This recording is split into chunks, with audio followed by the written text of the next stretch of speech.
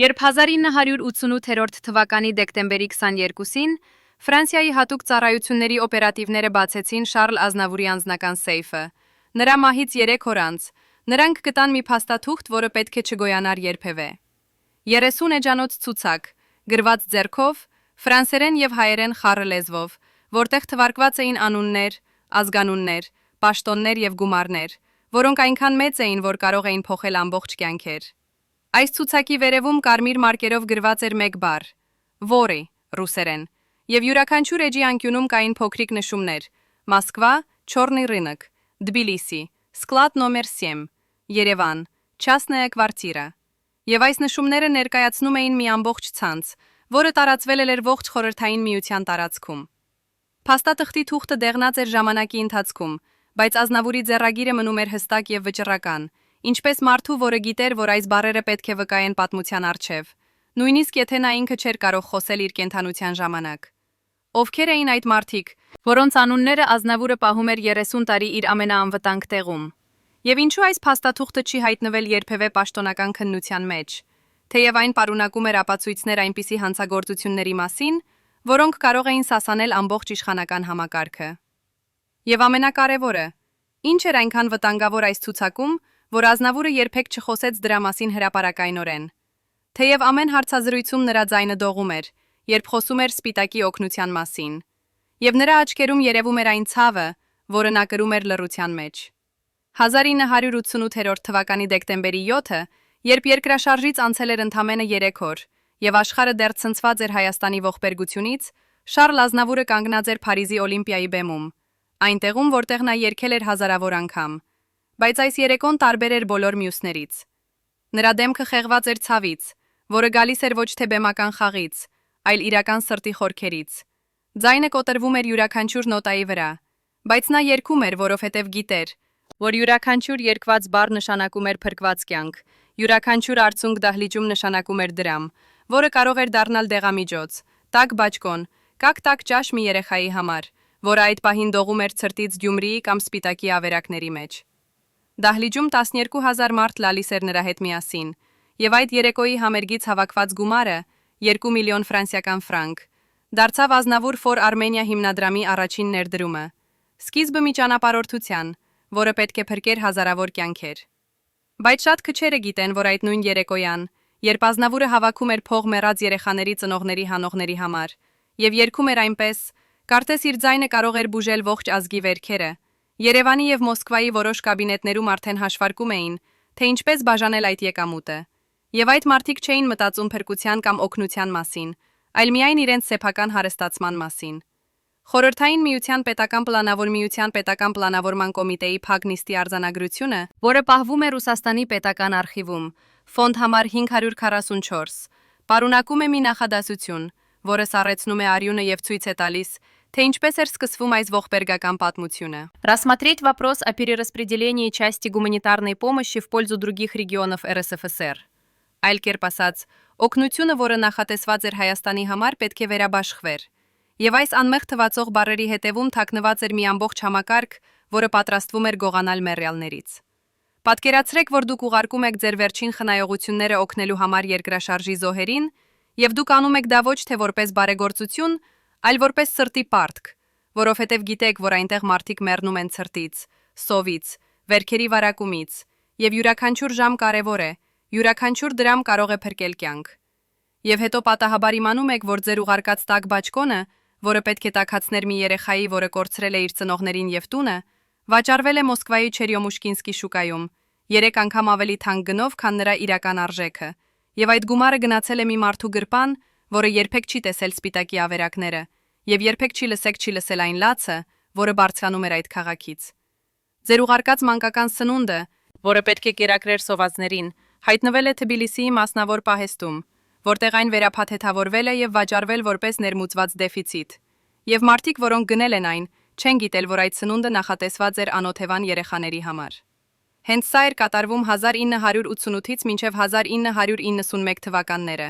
եւ Շարլ Ազնավուրը գիտեր դա, նրա անձնական քարտուղարը, Ժորժ Գարվարենցը, որը մահացավ 1999 թվականին, սրտի կաթվածից, թողել էր օրագիր, որտեղ կա մի գրառում 1990 թվականի մարտի 15-ից, եւ այդ գրառումը բացահայտում է Ազնավուրի ներքին պայքարը։ Շարլը այսօր ստացավ զեկույց Մոսկվայից, եւ երբ նա կարդաց այն, նա լաց եղավ։ Ոչ թե բեմական լաց, այլ իրական, խորը ցավ, որը գալիս էր հողոքու խորքերից։ Եվ նա ասաց ինձ. «Ես չեմ կարող դա կանգնեցնել, բայց կարող եմ գրանցել անունները, եւ մի օր այդ անունները պետք է իմանան բոլորը»։ Երբ խոսում ենք Սպիտակի օգնության մասին, մենք պետք է հասկանանք մի բան. սա չէր միայն հումանիտար օգնություն, սա էր ամենամեծ միջազգային օպերացիան Խորհրդային Միության պատմության մեջ, եւ այն ներառում էր ոչ միայն փող եւ ապրանքներ, այլև հույս, սեր եւ համերաշխություն, որը ցույց էր տալիս, որ մարդկությունը դեռ կարող է միավորվել ողբերգության դեմ։ 48 երկրներ ուղարկեցին օգնություն, եւ Ֆրանսիան միայն առաջին 3 ամսում ուղարկեց 112 ինքնաթիռ, բեռնված բժշկական սարքավորումներով, դեղամիջոցներով, տաք հագուստով, սննդով, եւ յուրաքանչյուր ինքնաթիռ էր մի հույսի խորհրդանիշ։ Միացյալ Նահանգները ուղարկեց 60 ինքնաթիռ, Իտալիան 50, եւ այս թվերը ցույց էին տալիս աշխարհի սիրտը, որը բաբախում էր Հայաստանի համար։ Բայց ահա հարցը, որը այրում է ինչպես կրակ. որտեղ են այդ բոլոր բաները այսօր։ Եվ ինչու Գյումրիի եւ Սպիտակի վերապրածները պատմում են, որ նրանք տեսել են օգնության տուփերը, տեսել են ֆրանսիական եւ անգլիական գրությունները դրանց վրա, բայց երբեք չեն ստացել դրանց մեծ մասը։ Եվ երբ նրանք հարցնում էին որտեղ է օգնությունը, նրանց ասում էին դեռ ճանապարհին է կամ բաշխվել է արդարացիորեն։ Խորհրդային Միության առողջապահության նախարարության հաշվետվությունը 1989 թվականի հունվարից ցույց է տալիս, որ ստացված բժշկական սարքավորումների միայն 43%-ն է հասել Հայաստան, եւ մնացած 57%-ը, ավելի քան կեսը, պաշտոնապես վերաբաշխված է այլ շրջաններ, բայց իրականում վաճառված է սև շուկայում, եւ այս փաստը մենք կարող ենք հաստատել բազմաթիվ փաստաթղթերով, որոնք այսօր պահվում են տարբեր արխիվներում։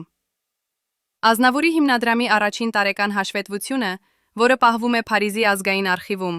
եւ որը մենք ուսումնասիրեցինք մանրակրկիտ, պարունակում է մի տող, որը շատերը բաց են թողել, բայց որը մեզ համար դարձավ առաջին հետքը այս հետաքննության մեջ։ Այնտեղ գրված է. անհայտ կորուստներ 3 միլիոն ֆրանսիական ֆրանկ։ Եվ այս 3 միլիոնը պարզապես անհետացեր ինչ-որտեղ Մոսկվայի եւ Երևանի միջև։ Կորել էր այն ճանապարհին, որը պետք է տաներ փրկություն։ Երբ լրագրողները հարցրին Ազնավուրին այդ մասին, նա պատասխանեց բառեր, որոնք այսօր հնչում են ինչպես մարգարեություն։ Ես գիտեմ, թե որտեղ է այդ գումարը։ Ես գիտեմ, թե ով վերցրեց այն, բայց եթե ասեմ, ավելի շատ մարդիկ կտուժեն, եւ ես չեմ կարող թույլ տալ, որ իմ ճշմարտասիրությունը դառնա նոր ողբերգության պատճառ։ Ինչ նկատի ուներ նա այս խորհրդավոր բառերով։ Ով էին այն մարդիկ, որոնց նա պաշտպանում էր իր լռությամբ։ Կամ ով էին նրանք, որոնցից նա վախենում էր այնքան, որ ընտրեց լռել, չնայած իր ողջ էությունը աղաղակում էր արդարության համար։ 1989 թվականի փետրվարին, երբ ձյունը դեռ ծածկում էր Հայաստանի ավերակները եւ ցուրտը դեռ սպանում էր մարդկանց, Ազնավուրը ժամանեց Երևան, իր առաջին այցելությունը երկրաշարժից հետո։ Եվ սա էր ոչ թե պաշտոնական այցելություն, այլ սրտի կանչ։ Նա ուզում էր անձամբ տեսնել, թե ինչպես է օգտագործվում հավաքված գումարը։ Ուզում էր տեսնել այն երեխաների աչքերը, որոնց համար նա երգել էր Փարիզում։ Ուզում էր հպվել այն իրականությանը, որը նա փորձում էր փոխել իր երգերով եւ իր փողով։ Նրան ընդունեց Հայաստանի Կոմկուսի առաջին քարտուղար Սուրեն Հարությունյանը, եւ այդ հանդիպման մասին չկա պաշտոնական արձանագրություն, ինչը ինքնին խոսուն է, բայց Ազնավուրի անձնական ուղեկցող Ժակ Մարտինը, որը մահացավ 1996 թվականին, թողել է հիշողություններ, որոնք այսօր պահվում են նրա ընտանիքի արխիվում։ Նա գրում է բառեր, որոնք ցնցում են։ Շարլը մտավ այդ հանդիպումը ժպտալով, ինչպես միշտ, երբ նա հանդիպում էր պաշտոնյաների հետ, բայց դուրս եկավ սպիտակ դեմքով, եւ նրա ձեռքերը դողում էին այնպես, որ նա չէր կարող վառել իր սիգարետը, եւ մեքենայում նա ասաց ինձ. նրանք ծիծաղում են մեռյալների նկատմամբ, Ժակ, նրանք նստած են իրենց տաք կաբինետներում եւ ծիծաղում են այն երեխաների նկատմամբ, որոնք մեռնում են ցրտից։ Ես հարցրի. ինչ է նկատի, եւ նա պատասխանեց. նրանք ինձ ասացին, որ օգնությունը կառավարվում է ճիշտ, բայց ես տեսա նրանց աչքերում ստը, տեսա, թե ինչպես նրանք փոխանակում էին նայվածքներ, երբ ես հարցնում էի կոնկրետ թվերի մասին։ Նույն ամիսը Ազնավուրը գաղտնի հանդիպում ունեցավ Մոսկվայում ֆրանսիական դեսպանատան մի պաշտոնյայի հետ, եւ այս հանդիպումը տեղի ունեցավ ոչ թե դեսպանատանը, այլ մի անվտանգ բնակարանում, որը օգտագործվում էր հատուկ օպերացիաների համար։ Այդ մարդը, Պիեր Դելոնը, աշխատում էր ֆրանսիական հետախուզության համար, եւ նրանց զրույցը գրանցվել է հատուկ սարքավորումներով։ Եվ այդ ձայնագրությունը այսօր պահվում է Ֆրանսիայի արտաքին հետախուզության արխիվում, դասակարգված որպես խիստ գաղտնի, բացման ժամկետ 1999 թվական։ Բայց 1999 թվականին այդ ժամկետը երկարաձգվեց, մինչև 2022 թվական, եւ երբ 2022 թվականը եկավ, այն կրկին երկարաձգվեց, առանց բացատրության, առանց պատճառաբանության։ Ինչու այս ձայնագրությունը պահվում է գաղտնի ավելի քան 30 տարի։ Ինչ կա այդ ձայնագրության մեջ, որ այն չի կարող հրապարակվել նույնիսկ այսօր, երբ բոլոր գլխավոր հերոսները մահացել են, եւ ինչու Ազնավուրը, որը միշտ բաց էր իր հարցազրույցներում եւ սիրում էր խոսել իր կյանքի մասին, երբեք չխոսեց այդ հանդիպման մասին, նույնիսկ իր ամենամոտ ընկերներին։ Բայց եկեք վերադառնանք այն ցուցակին, որը գտնվեց Ազնավուրի սեյֆում եւ որը դարձավ այս ողջ պատմության բանալին։ Ֆրանսիական հատուկ ծառայությունները փորձեցին վերծանել այդ անունները, եւ նրանք հասկացան, որ դրանք բաժանված էին 3 խմբի։ Յուրաքանչյուրը ներկայացնում էր համակարգի մի մասը։ Առաջին խումբը, Մոսկվա, պարունակում էր Տեր 11 անուն, եւ սրանք խորհրդային պաշտոնյաներ էին, որոնք պատասխանատու էին հումանիտար օգնության բաշխման համար։ Մարդիկ, որոնք նստում էին կաբինետներում եւ որոշում էին թե որ ինքնաթիռը կգնա Երևան եւ որը Մոսկվա։ Երկրորդ խումբը Երևան ուներ 7 անուն, եւ սրանք տեղական ղեկավարներ էին, մարդիկ, որոնք ընդունում էին օգնությունը Հայաստանում եւ որոշում էին նրա հետագա ճակատագիրը։ Եվ երրորդ խումբը, միջնորդներ, ուներ 17 անուն, եւ սրանք մարդիկ էին, որոնք ֆիզիկապես տեղափոխում եւ վաճառում էին ապրանքները, մարդիկ, որոնք կապում էին պաշտոնյաներին սև շուկայի հետ։ Յուրաքանչյուր անվան կողքին Ազնավուրը գրել էր գումար, եւ այդ գումարները ցույց էին տալիս, թե որքան էր յուրաքանչյուրը վաստակել այս արյունոտ բիզնեսից։ Ամենափոքրը 50,000 ռուբլի եւ ամենամեծը 2 միլիոն ռուբլի, եւ որպեսի հասկանաք այդ գումարների մասշտաբը, պետք է իմանաք, որ 1989 թվականին միջին ամսական աշխատավարձը Խորհրդային Միությունում էր 150 ռուբլի, այսինքն 2 միլիոն ռուբլին հավասար էր 11,000 ամսվա աշխատավարձի։ Եվ սա նշանակում էր, որ մի մարդ հարստացել էր այնքան, որ կարող էր չաշխատել ողջ կյանքում եւ ապրել շքեղ կյանքով, մեռյալ երեխաների հաշվին։ 35 տարի անց Սպիտակի երկրաշարժից 1993 թվականին, երբ աշխարհը գրեթե մոռացել էր այդ ողբերգությունը եւ անցել էր հաջորդ լուրերին, մի մարդ համաձայնեց խոսել առաջին անգամ տեսախցիկի առջև։ Եվ այս որոշումը նրա համար չէր հեշտ, որովհետև նա գիտեր, որ իր խոսքերը կարող էին վտանգի մեջ դնել նրան եւ նրա ընտանիքին։ Նրա անունը Վլադիմիր Սոկոլովն է, եւ 1988-ից մինչև 1992 թվականները նա աշխատում էր Խորհրդային Միության արտակարգ իրավիճակների նախարարության մեջ, որպես հումանիտար օգնության բաշխման համակարգող։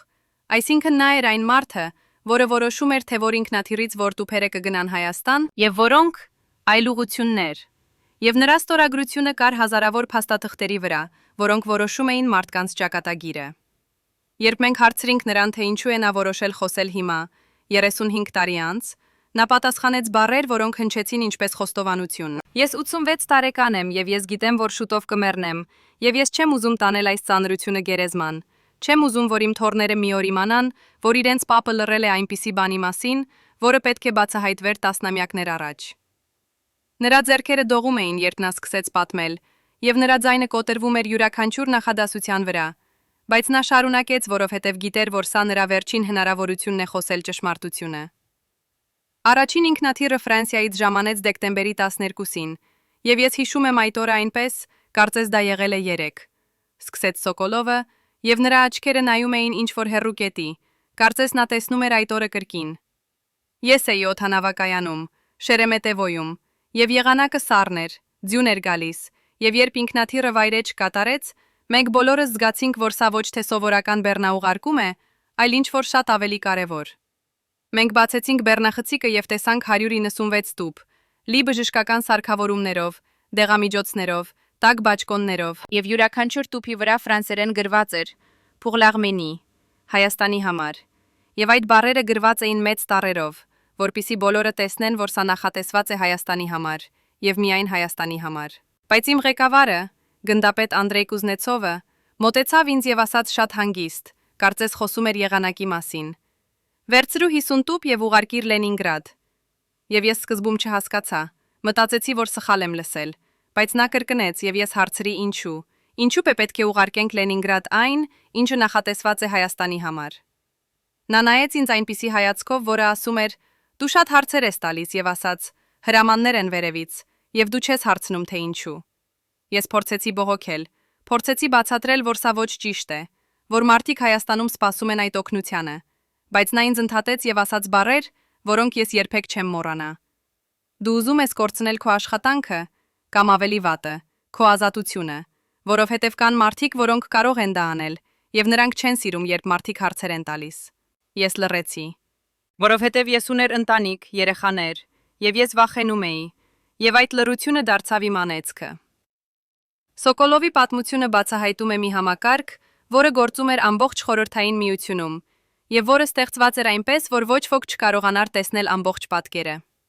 Հումանիտար օգնությունը, որը գալիս էր արտերկրից, լի սիրով եւ հույսով, չէր գնում ուղղակիորեն Հայաստան, այլ նախ անցնում էր Մոսկվայի ֆիլտրից,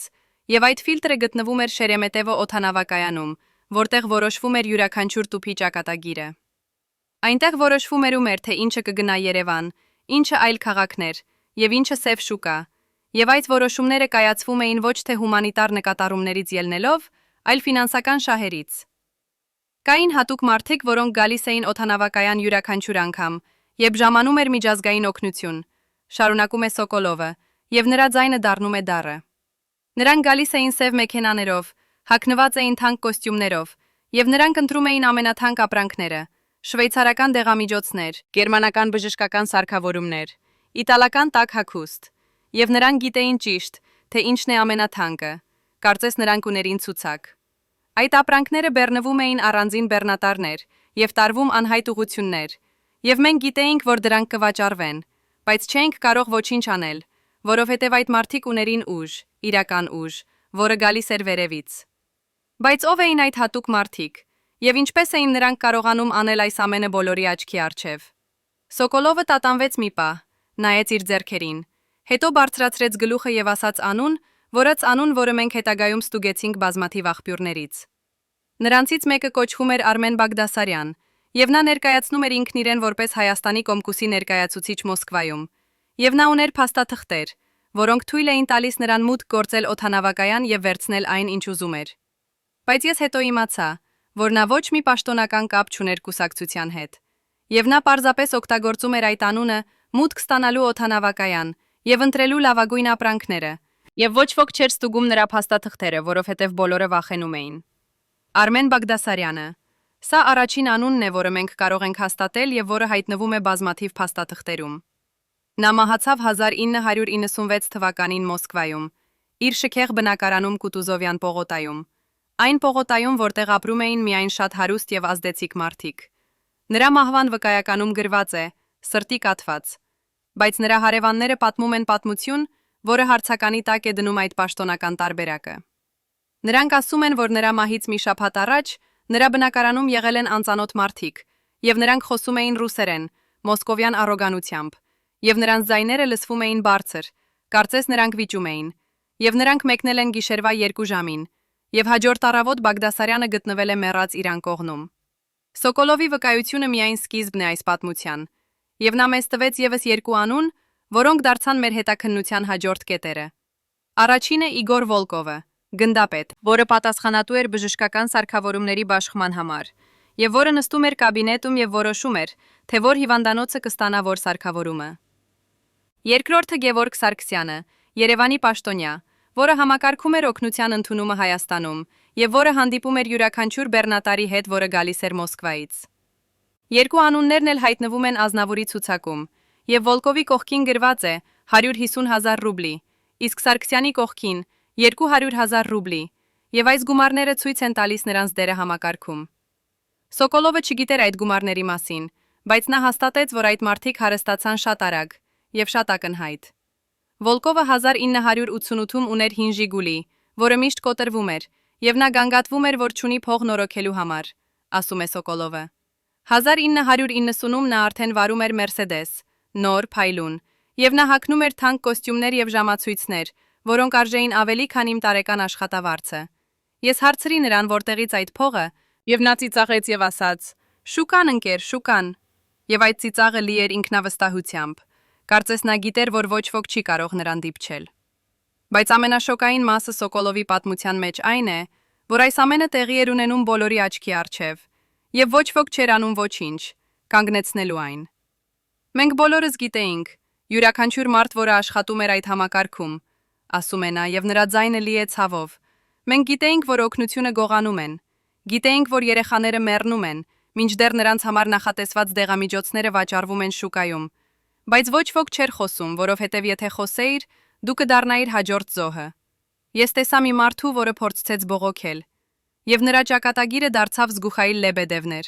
եւ նա աշխատում էր արտակարգ իրավիճակների նախարարությունում, որպես տեսուչ։ Եվ նա էր ազնիվ մարդ, որը հավատում էր արդարությանը։ Նա գրեց զեկույց իր ղեկավարությանը, օգնության գողության մասին, եւ նա ներառեց այնտեղ անուններ, ամսաթվեր, գումարներ, եւ նա մտածեց, որ սա կփոխի ամեն ինչ։ 2 շաբաթ անց նրան ձերբակալեցին, պետական գույքի յուրացման մեղադրանքով, եւ իրոնիան այն էր, որ նրան մեղադրում էին հենց այն բանում, որի դեմ նա պայքարում էր։ Նա անցկացրեց 3 տարի բանտում, եւ երբ ազատվեց, նա այլևս երբեք չխոսեց այդ մասին, եւ նրա աչքերում կար վախ, որը երբեք չանհետացավ։ Միխայիլ Լեբեդևը մահացավ 1999 թվականին, եւ նրա մահվան վկայականում գրված է ինքնասպանություն, բայց նրա ընտանիքը չի հավատում դրան եւ պնդում է, որ սա սպանություն էր։ Նրա դուստրը, Օլգա Լեբեդևան, որը այսօր ապրում է Սանկտ Պետերբուրգում, ասում է բառեր, որոնք սառեցնում են արյունը։ Իմ հայրը երբեք չէր խոսում Սպիտակի մասին, եւ երբ ես փորձում էի հարցնել, նա փոխում էր թեման, բայց մի անգամ, երբ նա խմած էր եւ նրա պաշտպանական պատերը ընկել էին, նա ինձ ասաց. «Օլյա, ես տեսա դժոխքը, եւ դժոխքը չէր Սպիտակում, որտեղ մարդիկ մեռնում էին երկրաշարժից։ Դժոխքը Մոսկվայի կաբինետներում էր, որտեղ մարդիկ նստած սուրճ էին խմում եւ բաժանում էին մեռյալների փողը։ Եվ նրանք ծիծաղում էին, Օլյա, նրանք ծիծաղում էին»։ Ես հարցրի, ինչու չես խոսում, ինչու չես ասում ճշմարտությունը, եւ նա նայեց ինձ այնպիսի հայացքով, որը լի էր սիրով եւ վախով միաժամանակ, եւ ասաց. «Որովհետեւ ես ուզում եմ, որ դու ապրես, եւ եթե ես խոսեմ, դու չես ապրի»։ 1990 թվականի հոկտեմբերին, երբ աշունը արդեն ծածկում էր Փարիզը եւ օդը լի էր խոնավությամբ, Շարլ Ազնավուրը տվեց մի հարցազրույց, որը երբեք չի եթերացվել եւ որի գոյությունը գիտեին միայն մի քանի մարդիկ։ Այն ձայնագրվել էր ֆրանսիական France Inter ռադիոկայանի համար, եւ հարցազրույցը վարում էր փորձառու լրագրող Ժան-Պիեր Դյոֆուրը, որը հայտնի էր իր խորը եւ անհարմար հարցերով։ Բայց հենց նույն օրը երեկոյան, երբ հարցազրույցը պետք է խմբագրվեր եւ պատրաստվեր եթերի համար, ռադիոկայանի տնօրենը ստացավ հեռախոսազանգ եւ զանգողը ներկայացավ որպես Ֆրանսիայի արտաքին գործերի նախարարության ներկայացուցիչ եւ խնդրեց չհրապարակել հարցազրույցը դիվանագիտական նկատառումներից ելնելով։ Եվ այդ խնդրանքը հնչեց ավելի շուտ որպես հրաման, քան որպես խնդրանք։ Տնօրենը համաձայնեց, որովհետև նա գիտեր, որ երբ արտաքին գործերի նախարարությունը խնդրում է ինչ-որ բան, դա նշանակում է, որ դու ընտրություն չունես։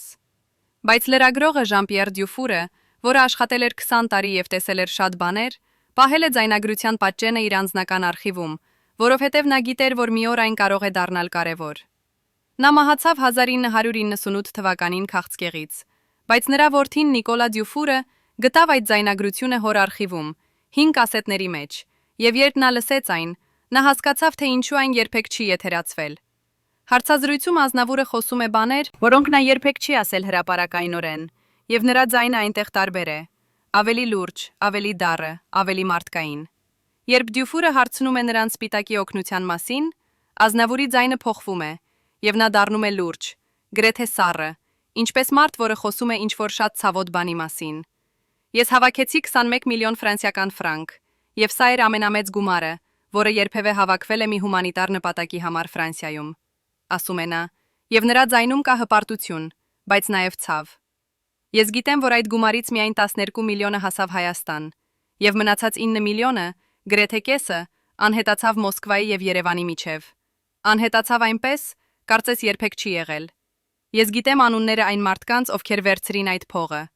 Ես գիտեմ, թե ինչպես նրանք արեցին դա, ինչ մեխանիզմներ օգտագործեցին, ինչ փաստաթղթեր կեղծեցին։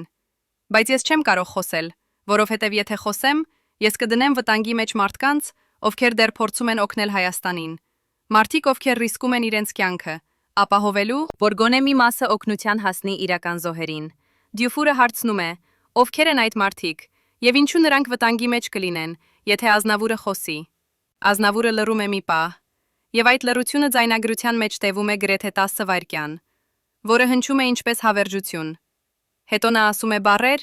որոնք բացահայտում են ամբողջ համակարգի բարդությունը։ Կան մարդիկ Մոսկվայում եւ Երևանում, որոնք ռիսկում են իրենց կյանքը, փորձելով ապահովել, որ գոնե մի մասը օգնության հասնի իրական զոհերին,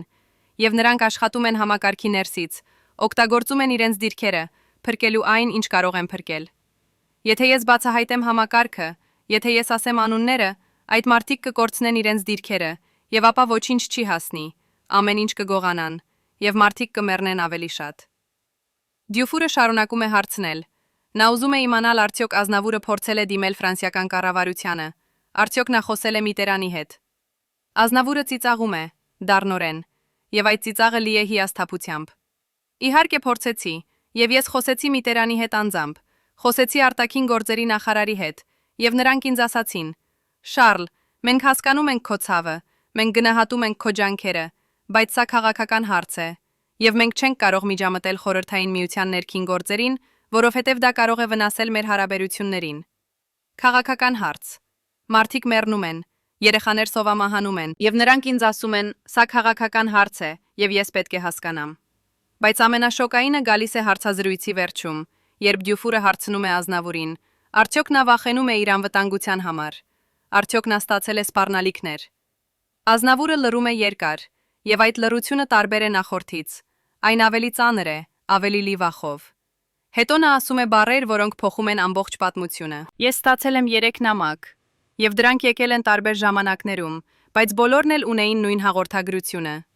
Անանուն նամակներ, առանց ստորագրության, առանց վերադարձի հասցեի։ Առաջինը եկավ հունվարին, եւ այնտեղ գրված էր. Դադարեցրեք հարցեր տալ, եթե ուզում եք տեսնել ձեր թոռներին։ Եվ այդ նամակը եկավ իմ տուն, իմ անձնական հասցեով, ինչը նշանակում էր, որ նրանք գիտեին, թե որտեղ եմ ապրում։ Երկրորդը եկավ մարտին, եւ այնտեղ գրված էր. Մենք գիտենք, որտեղ եք ապրում, մենք գիտենք ձեր ամենօրյա երթուղին,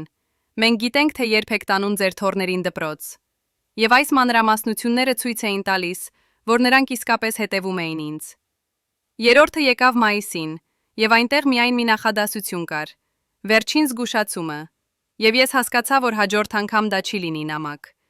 Ես տարա այդ նամակները ոստիկանություն, եւ նրանք ասացին, որ չեն կարող ոչինչ անել, առանց կոնկրետ սպառնալիքի, առանց ապացույցների, բայց ես հասկանում եմ հաղորդագրությունը,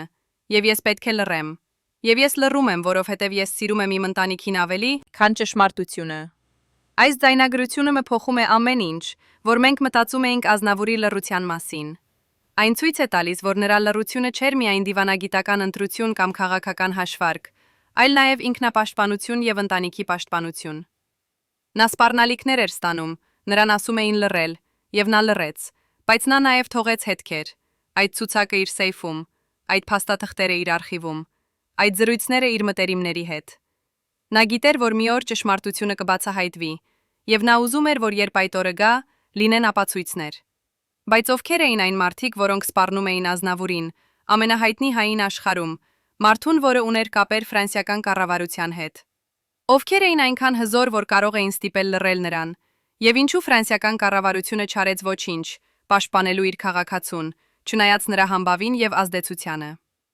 Պատասխանը կարող է գտնվել մի այլ փաստաթղթում, որը մենք գտանք Ֆրանսիայի ազգային արխիվում, երկար փնտրտուքներից հետո, եւ այս փաստաթուղթը դասակարգված էր որպես գաղտնի մինչև 1999 թվական, բայց հետո այն ապագաղտնիացվեց։ Սա 1990 թվականի հունիսի 15-ի հուշագիր է Ֆրանսիայի արտաքին հետախուզությունից արտաքին գործերի նախարարություն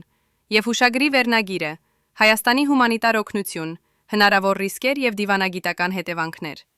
Փաստաթղթում գրված է բառեր, որոնք բացատրում են ամեն ինչ։ Մեր աղբյուրները Մոսկվայում հաղորդում են, որ հումանիտար օգնության բաշխումը վերահսկվում է KGB-ի հատուկ ստորաբաժանման կողմից, որը մասնագիտացած է արտաքին օգնության կառավարման մեջ։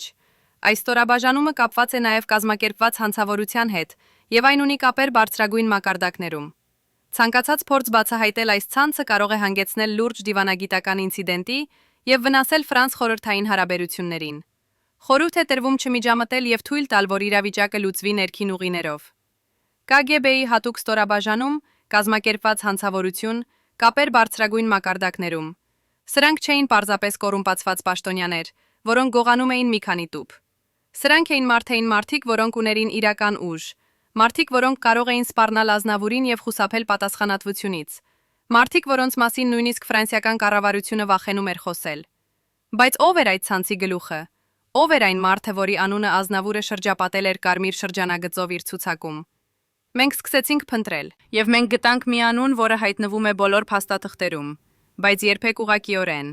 միշտ ստվերում, միշտ անուղղակիորեն, ինչպես ուրվական, որը վերահսկում է ամեն ինչ, բայց երբեք չի երևում։ Նրա անունը Վիկտոր Չեռնովն է, եւ 1988-ից մինչև 1992 թվականները նա էր ԿԳԲ-ի գնդապետ, պատասխանատու հատուկ օպերացիաների համար, եւ պաշտոնապես նա զբաղվում էր հակահետախուզությամբ։ Բայց ըստ մի քանի աղբյուրների, որոնք մենք գտանք տարբեր արխիվներում, նա նաև վերահսկում էր Սև շուկայի որոշ հատվածներ Մոսկվայում, եւ նա էր այն մարդը, որը կարող էր ապահովել, որ որոշակի ապրանքներ անհետանան պաշտոնական ուղիներից եւ հայտնվեն մասնավոր ձեռքերում, եւ նրա անունը հայտնվում է բազմաթիվ փաստաթղթերում, միշտ կողքից, միշտ անուղղակիորեն։ Արդյոք Չեռնովն էր այն գլխավոր կազմակերպիչը, որի մասին Ազնավուրը գրել էր իր ցուցակում, եւ արդյոք նա էր այն մարդը, որը կազմակերպել էր ամբողջ համակարգը։ Մենք չենք կարող հաստատել 100%-ով, որովհետև բոլոր ուղղակի ապացույցները անհետացել են, բայց բոլոր անուղղակի հետքերը տանում են նրա մոտ։ Եվ եթե դա ճիշտ է, ապա նրա մահը 1995 թվականին կարող է նշանակել, որ ինչ-որ մեկը ուզում էր փակել այդ գործը ընդմիշտ, եւ այդ մեկը ուներ բավականաչափ ուժ, վերացնելու նույնիսկ ԿԳԲ-ի գնդապետին։ Բայց պատմությունը չի վերջանում այստեղ, որովհետև Ազնավուրի ցուցակում կային եւս 29 անուն, եւ մենք սկսեցինք փնտրել նրանց, եւ այն ինչ մենք գտանք, սառեցնում է արյունը։ Մենք գտանք, որ 12-ը մահացել են 1992-ից մինչև 2000 թվականները, ընդամենը 8 տարվա ընթացքում։ 6-ը սրտի կաթվածից, 3-ը ավտովթարից, 3-ը ինքնասպանությունից, եւ սա անսովոր մահացության տոկոս է մի խմբի համար, որի միջին տարիքը 1992 թվականին էր 45 տարի։ Արդյոք սրանք պատահական մահեր էին, թե ինչ էին, թե ինչ-որ մեկը համակարգված կերպով վերացնում էր վկաներին,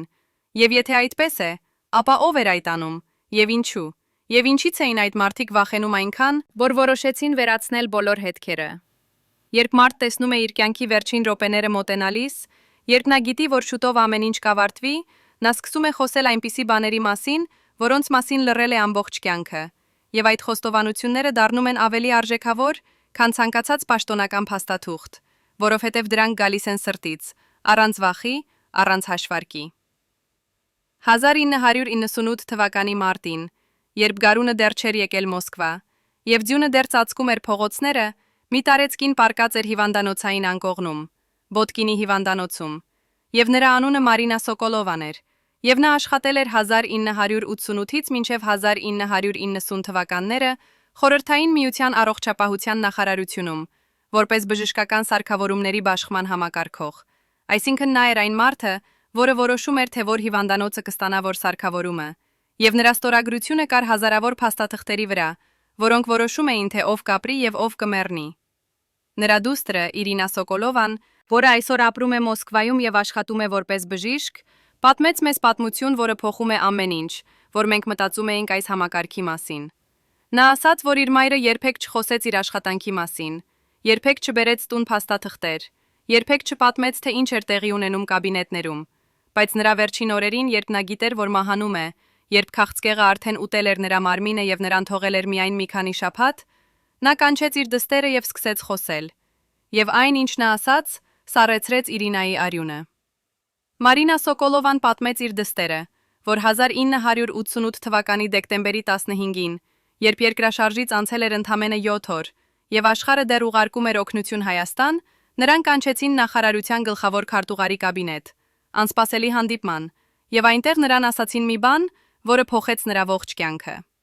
Կաբինետում կային 3 մարդ, քարտուղարը ում նա ճանաչում էր, եւ 2 անծանոթ մարդիկ, որոնք հագնված էին սև կոստյումներով եւ ունեին այնպիսի դեմքեր, որոնք ոչինչ չէին արտահայտում, դեմքեր, որոնք տեսել էին շատ բաներ եւ սովորել էին ոչինչ չցույց տալ։ Քարտուղարը ներկայացրեց նրանց որպես գործընկերներ Մոսկվայից, առանց տալու անուններ կամ պաշտոններ,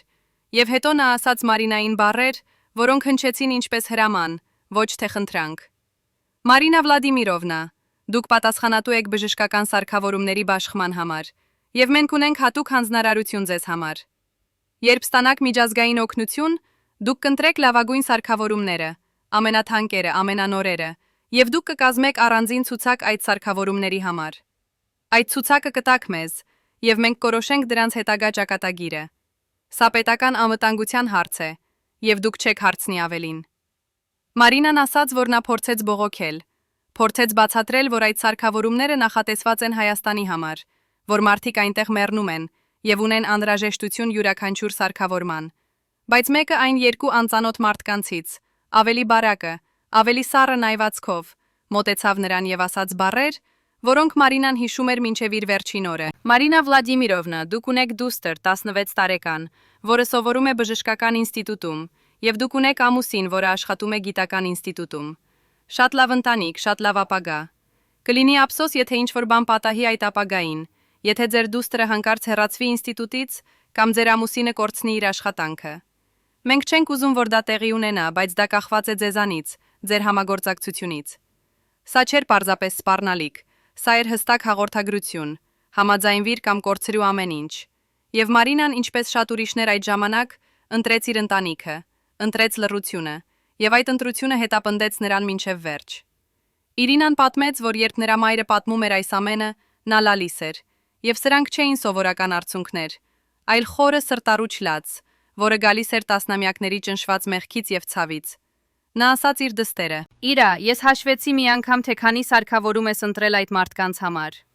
365 միավոր, 3 տարվա ընթացքում։ Յուրաքանչյուրը կարող էր փրկել կյանքեր։ Մագնիսական ռեզոնանսային տոմոգրաֆներ, որոնք կարող էին ախտորոշել քաղցկեղը վաղ փուլերում։ Վիրահատական սարքավորումներ, որոնք կարող էին անել բարդ օպերացիաներ։ Անհրաժեշտ դեղամիջոցներ, որոնք կարող էին բուժել վարակները։ Ես տեսա այդ սարքավորումները գնում դեպի անհայտ ուղություններ, եւ ես գիտեի, որ դրանք չեն հասնի Հայաստան։ Գիտեի, որ դրանք կվաճառվեն, եւ ինչ որ մեկը կհարստանա, մինչդեռ երեխաները սպիտակում կմեռնեն, որովհետեւ չունեն այն սարքավորումները, որոնք ես ուղարկեցի սխալ ուղությամբ։ Ես փորձեցի հաշվել, թե քանի մարդ մեռավ իմ պատճառով, բայց հետո դադարեցի, որովհետեւ այդ թիվը այնքան մեծ էր, որ ես չէի կարող տանել այն։ Բայց Մարինայի պատմությունը չի վերջանում այստեղ, որովհետև նա նաև պատմեց մի բան, որը բացահայտում է, թե ինչպես էր աշխատում ամբողջ համակարգը եւ ով էր իրականում վերահսկում այն։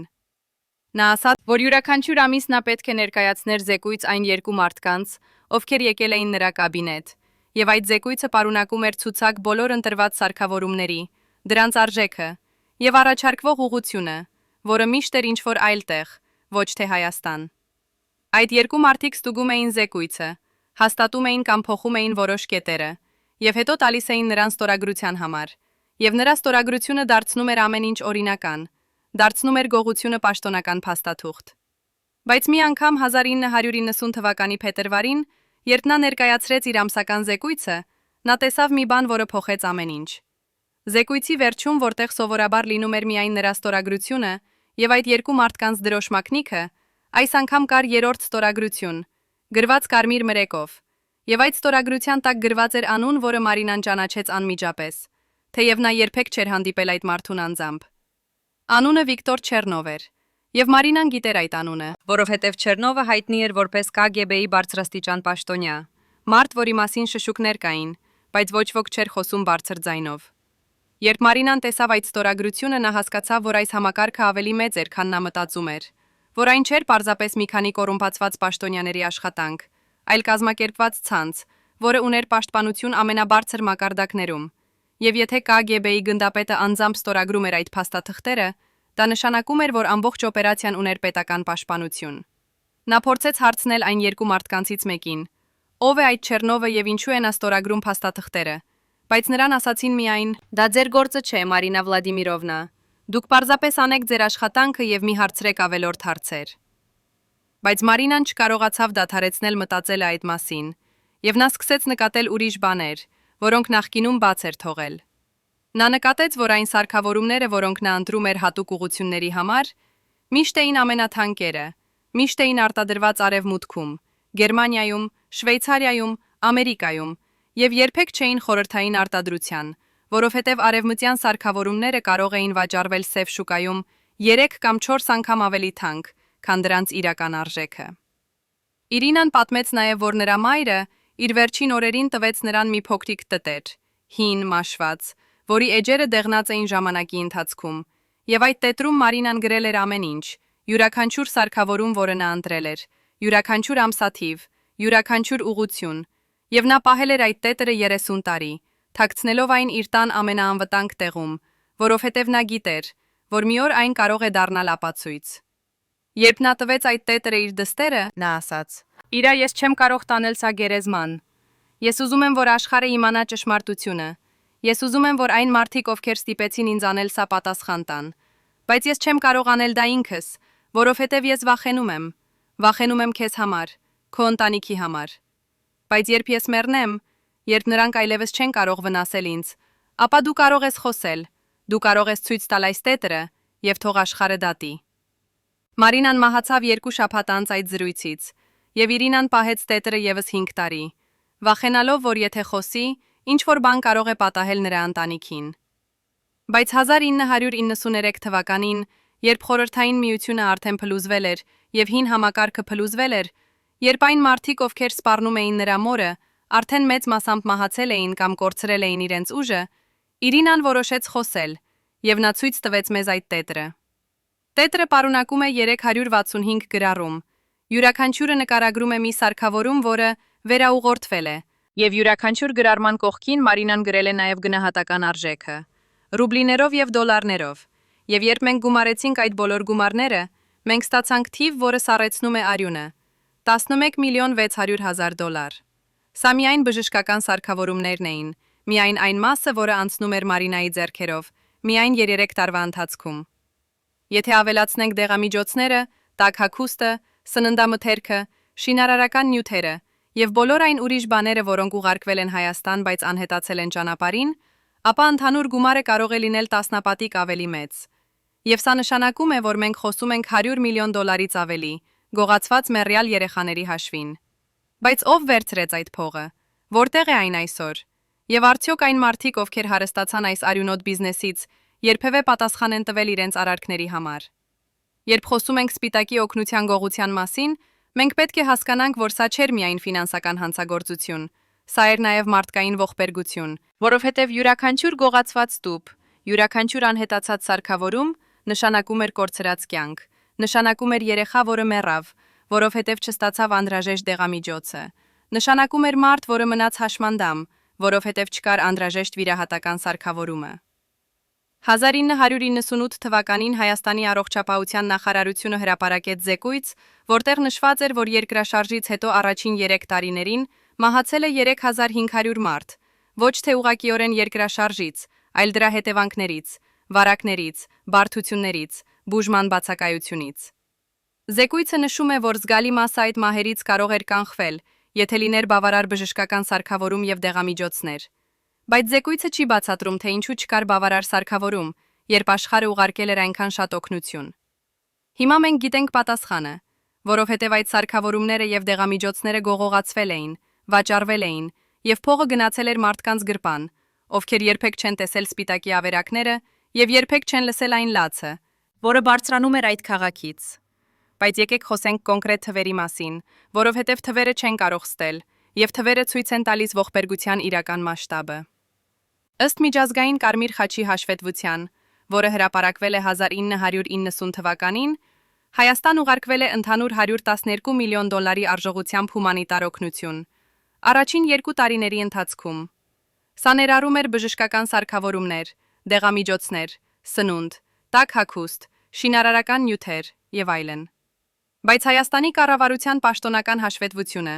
որը հրապարակվել է 1992 թվականին, նշում է, որ ստացվել է միայն 68 միլիոն դոլարի արժողությամբ օգնություն։ Տարբերությունը 44 միլիոն դոլար, գրեթե կեսը ընդհանուր գումարի։ Որտեղ է այդ 44 միլիոնը։ Ինչու կա այսպիսի հսկայական տարբերություն միջազգային կազմակերպությունների եւ տեղական կառավարության թվերի միջև, եւ ով է պատասխանատու այդ անհետացման համար։ Պատասխանը մասամբ գտնվում է մի փաստաթղթում, որը մենք գտանք Ռուսաստանի պետական արխիվում երկար փնտրտուքներից հետո, եւ այս փաստաթուղթը դասակարգված էր որպես գաղտնի, մինչև 1998 թվական, բայց հետո այն ապագաղտնիացվեց։ Սա 1990 թվականի հունիսի 25-ի ներքին հուշագիր է, Խորհրդային Միության նախարարների խորհրդից, Պետական պլանավորման կոմիտե, եւ հուշագրի վերնագիրը, Հայաստանի հումանիտար օգնության վերաբաշխման վերջնական հաշվետվություն։ Փաստաթղթում կա աղյուսակ, որը ցույց է տալիս, թե որքան օգնություն է ստացվել, որքանը հասել է Հայաստան, եւ որքանը վերաբաշխվել է այլ շրջաններ։ Ըստ այդ աղյուսակի, ընդհանուր ստացված օգնությունից $112 միլիոն, 58 միլիոնը հասել է Հայաստան, 26 միլիոնը վերաբաշխվել է Ռուսաստանի Դաշնության այլ շրջաններ, եւ 28 միլիոնը օգտագործվել է վարչական եւ տրանսպորտային ծախսերի համար։ $28 միլիոն վարչական ծախսերի համար։ Սա նշանակում է, որ 1/4-ը ամբողջ օգնության գնացել է վարչական ծախսերի վրա, եւ եթե մենք հաշվենք, թե որքան արժե տրանսպորտավորել օգնությունը Ֆրանսիայից կամ Ամերիկայից մինչև Հայաստան, մենք կտեսնենք, որ իրական ծախսերը չեն կարող լինել ավելի, քան 2 կամ 3 միլիոն $, ինչը նշանակում է, որ մնացած 25 միլիոնը պարզապես գողացվել է։ Բայց ով է ստորագրել այդ փաստաթուղթը, ով է հաստատել այդ վերաբաշխումը, եւ ով է որոշել, որ 28 միլիոն $-ը պետք է գնա վարչական ծախսերի վրա։ Փաստաթղթի ներքևում կան 3 ստորագրություն։ Առաջինը Նիկոլայ Ռիշկովի, Խորհրդային Միության նախարարների խորհրդի նախագահի, երկրորդը Վլադիմիր Շչերբիցկու, Պետական պլանավորման կոմիտեի նախագահի, եւ երրորդը Վիկտոր Չեռնովի, KGB-ի գնդապետի։ Կրկին Չեռնովի անունը, կրկին նույն մարդը, որի մասին Մարինա Սոկոլովան խոսեց, նույն մարդը, որի անունը հայտնվում է բոլոր փաստաթղթերում, որոնք կապված են օգնության վերաբաշխման հետ։ Բայց ինչու KGB-ի գնդապետը ստորագրում է փաստաթուղթ հումանիտար օգնության մասին։ Ինչ կապ ունի հետախուզությունը հումանիտար օգնության հետ, եւ ինչու նրա ստորագրությունը անհրաժեշտ է այնպիսի փաստաթղթի համար, որը պետք է լիներ միայն վարչական հարց։ Պատասխանը պարզ է, որովհետեւ ամբողջ օպերացիան վերահսկվում էր KGB-ի կողմից, որովհետեւ սա չէր պարզապես կոռուպցիա, սա էր պետական քաղաքականություն, համակարգված ջանք, օգտագործելու հումանիտար օգնությունը որպես եկամտի աղբյուր։ Բայց եկեք խոսենք նաև այն մարդկանց մասին, ովքեր փորձեցին դիմակայել այս համակարգին, մարդկանց, ովքեր տեսան, թե ինչ է տեղի ունենում, եւ որոշեցին խոսել, նույնիսկ գիտենալով, որ դա կարող է արժենալ նրանց ամեն ինչ։ Մենք արդեն խոսեցինք Միխայիլ Լեբեդևի մասին, մարդու, որը գրեց զեկույց եւ ավարտեց բանտում, բայց նա միակը չէր։ 1990 թվականի մարտին Երևանում մի խումբ բժիշկներ եւ կամավորներ կազմակերպեցին բողոքի ակցիա, Հանրապետության հրապարակում, եւ նրանք պահում էին պաստառներ, որոնց վրա գրված էր. Որտեղ է օգնությունը։ Մենք ուզում ենք ճշմարտությունը։ Դադարեցրեք գողությունը։ Ակցիան տևեց միայն 2 ժամ, որովհետև ոստիկանությունը եկավ եւ ցրեց ցուցարարներին, եւ 17 մարդ ձերբակալվեց հանրային կարգի խախտման մեղադրանքով։ Նրանցից մեկը Արամ Գրիգորյանը, բժիշկ, որը աշխատել էր Սպիտակի դաշտային հիվանդանոցում, անցկացրեց 10 օր բանտում, եւ երբ նա ազատվեց, նա պատմեց լրագրողներին, թե ինչ էր տեղի ունեցել այնտեղ։ Գրիգորյանը ասաց, որ բանտում նրան հարցաքննեցին 3 անգամ, եւ յուրաքանչյուր անգամ նրան հարցնում էին նույն բանը. ով է կազմակերպել ակցիան, ով է տվել գաղափարը, ով է գրել պաստառները։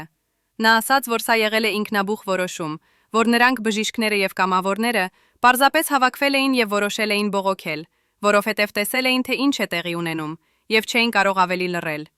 Բայց հարցաքննողները չէին հավատում նրան, նրանք պնդում էին, որ պետք է լինի արտաքին ուժ, օտարերկրյա ազդեցություն, որը կազմակերպել է այս ակցիան, եւ նրանք ուզում էին, որ Գրիգորյանը անվանի անուններ։ Երբ նա մերժեց, նրան սպառնացին, ասացին, որ նա կարող է կորցնել իր բժշկական լիցենզիան, կարող է երբեք չաշխատել որպես բժիշկ, բայց նա չփոխեց իր պատմությունը։ 10 օր անց նրան ազատեցին, առանց մեղադրանքի, առանց դատավարության, բայց նրան ասացին հստակ. եթե դուք կրկին փորձեք կազմակերպել ինչ-որ բան, հաջորդ անգամ դուք չեք ազատվի այդքան հեշտությամբ։ Գրիգորյանը այսօր ապրում է Երևանում, եւ երբ մենք հարցրինք նրան, արդյոք նա զղջում է այն, ինչ արեց, նա պատասխանեց բառեր, որոնք լի են արժանապատվությամբ։ Ես երբեք չեմ զղջի, որ խոսեցի ճշմարտությունը։ Ես տեսա երեխաների, որոնք մեռան, որովհետև չունեին անհրաժեշտ դեղամիջոցները, մինչդեռ այդ դեղամիջոցները վաճառվում էին շուկայում։ Ես տեսա մարդկանց, որոնք սառչում էին վրաններում, մինչդեռ տաք բաճկոնները, որոնք ուղարկվել էին նրանց համար, հագնում էին հարուստ մարդիկ Մոսկվայում։ Ես չէի կարող լռել, եւ ես չեմ զղջում, որ խոսեցի, նույնիսկ եթե դա արժեցավ ինձ 10 օր բանտում եւ սպառնալիքներ, որոնք հետապնդեցին ինձ տարիներ շարունակ։ Բայց Գրիգորյանը նաև ասաց մի բան, որը ցույց է տալիս, թե որքան խորն էր վախը այդ ժամանակ։ Նա ասաց, որ երբ նա ազատվեց բանտից եւ վերադարձավ աշխատանքի, նրա գործընկերները բժիշկները, որոնց հետ նա աշխատել էր տարիներ շարունակ, խուսափում էին նրանից, չէին ուզում խոսել նրա հետ, վախենում էին նույնիսկ նրա մոտ կանգնելուց։ Նրանք վախենում էին, որ եթե տեսնեն նրանց ինձ հետ, նրանք նույնպես կդառնան կասկածելի, նրանք նույնպես կարող են ունենալ խնդիրներ, ասում է Գրիգորյանը։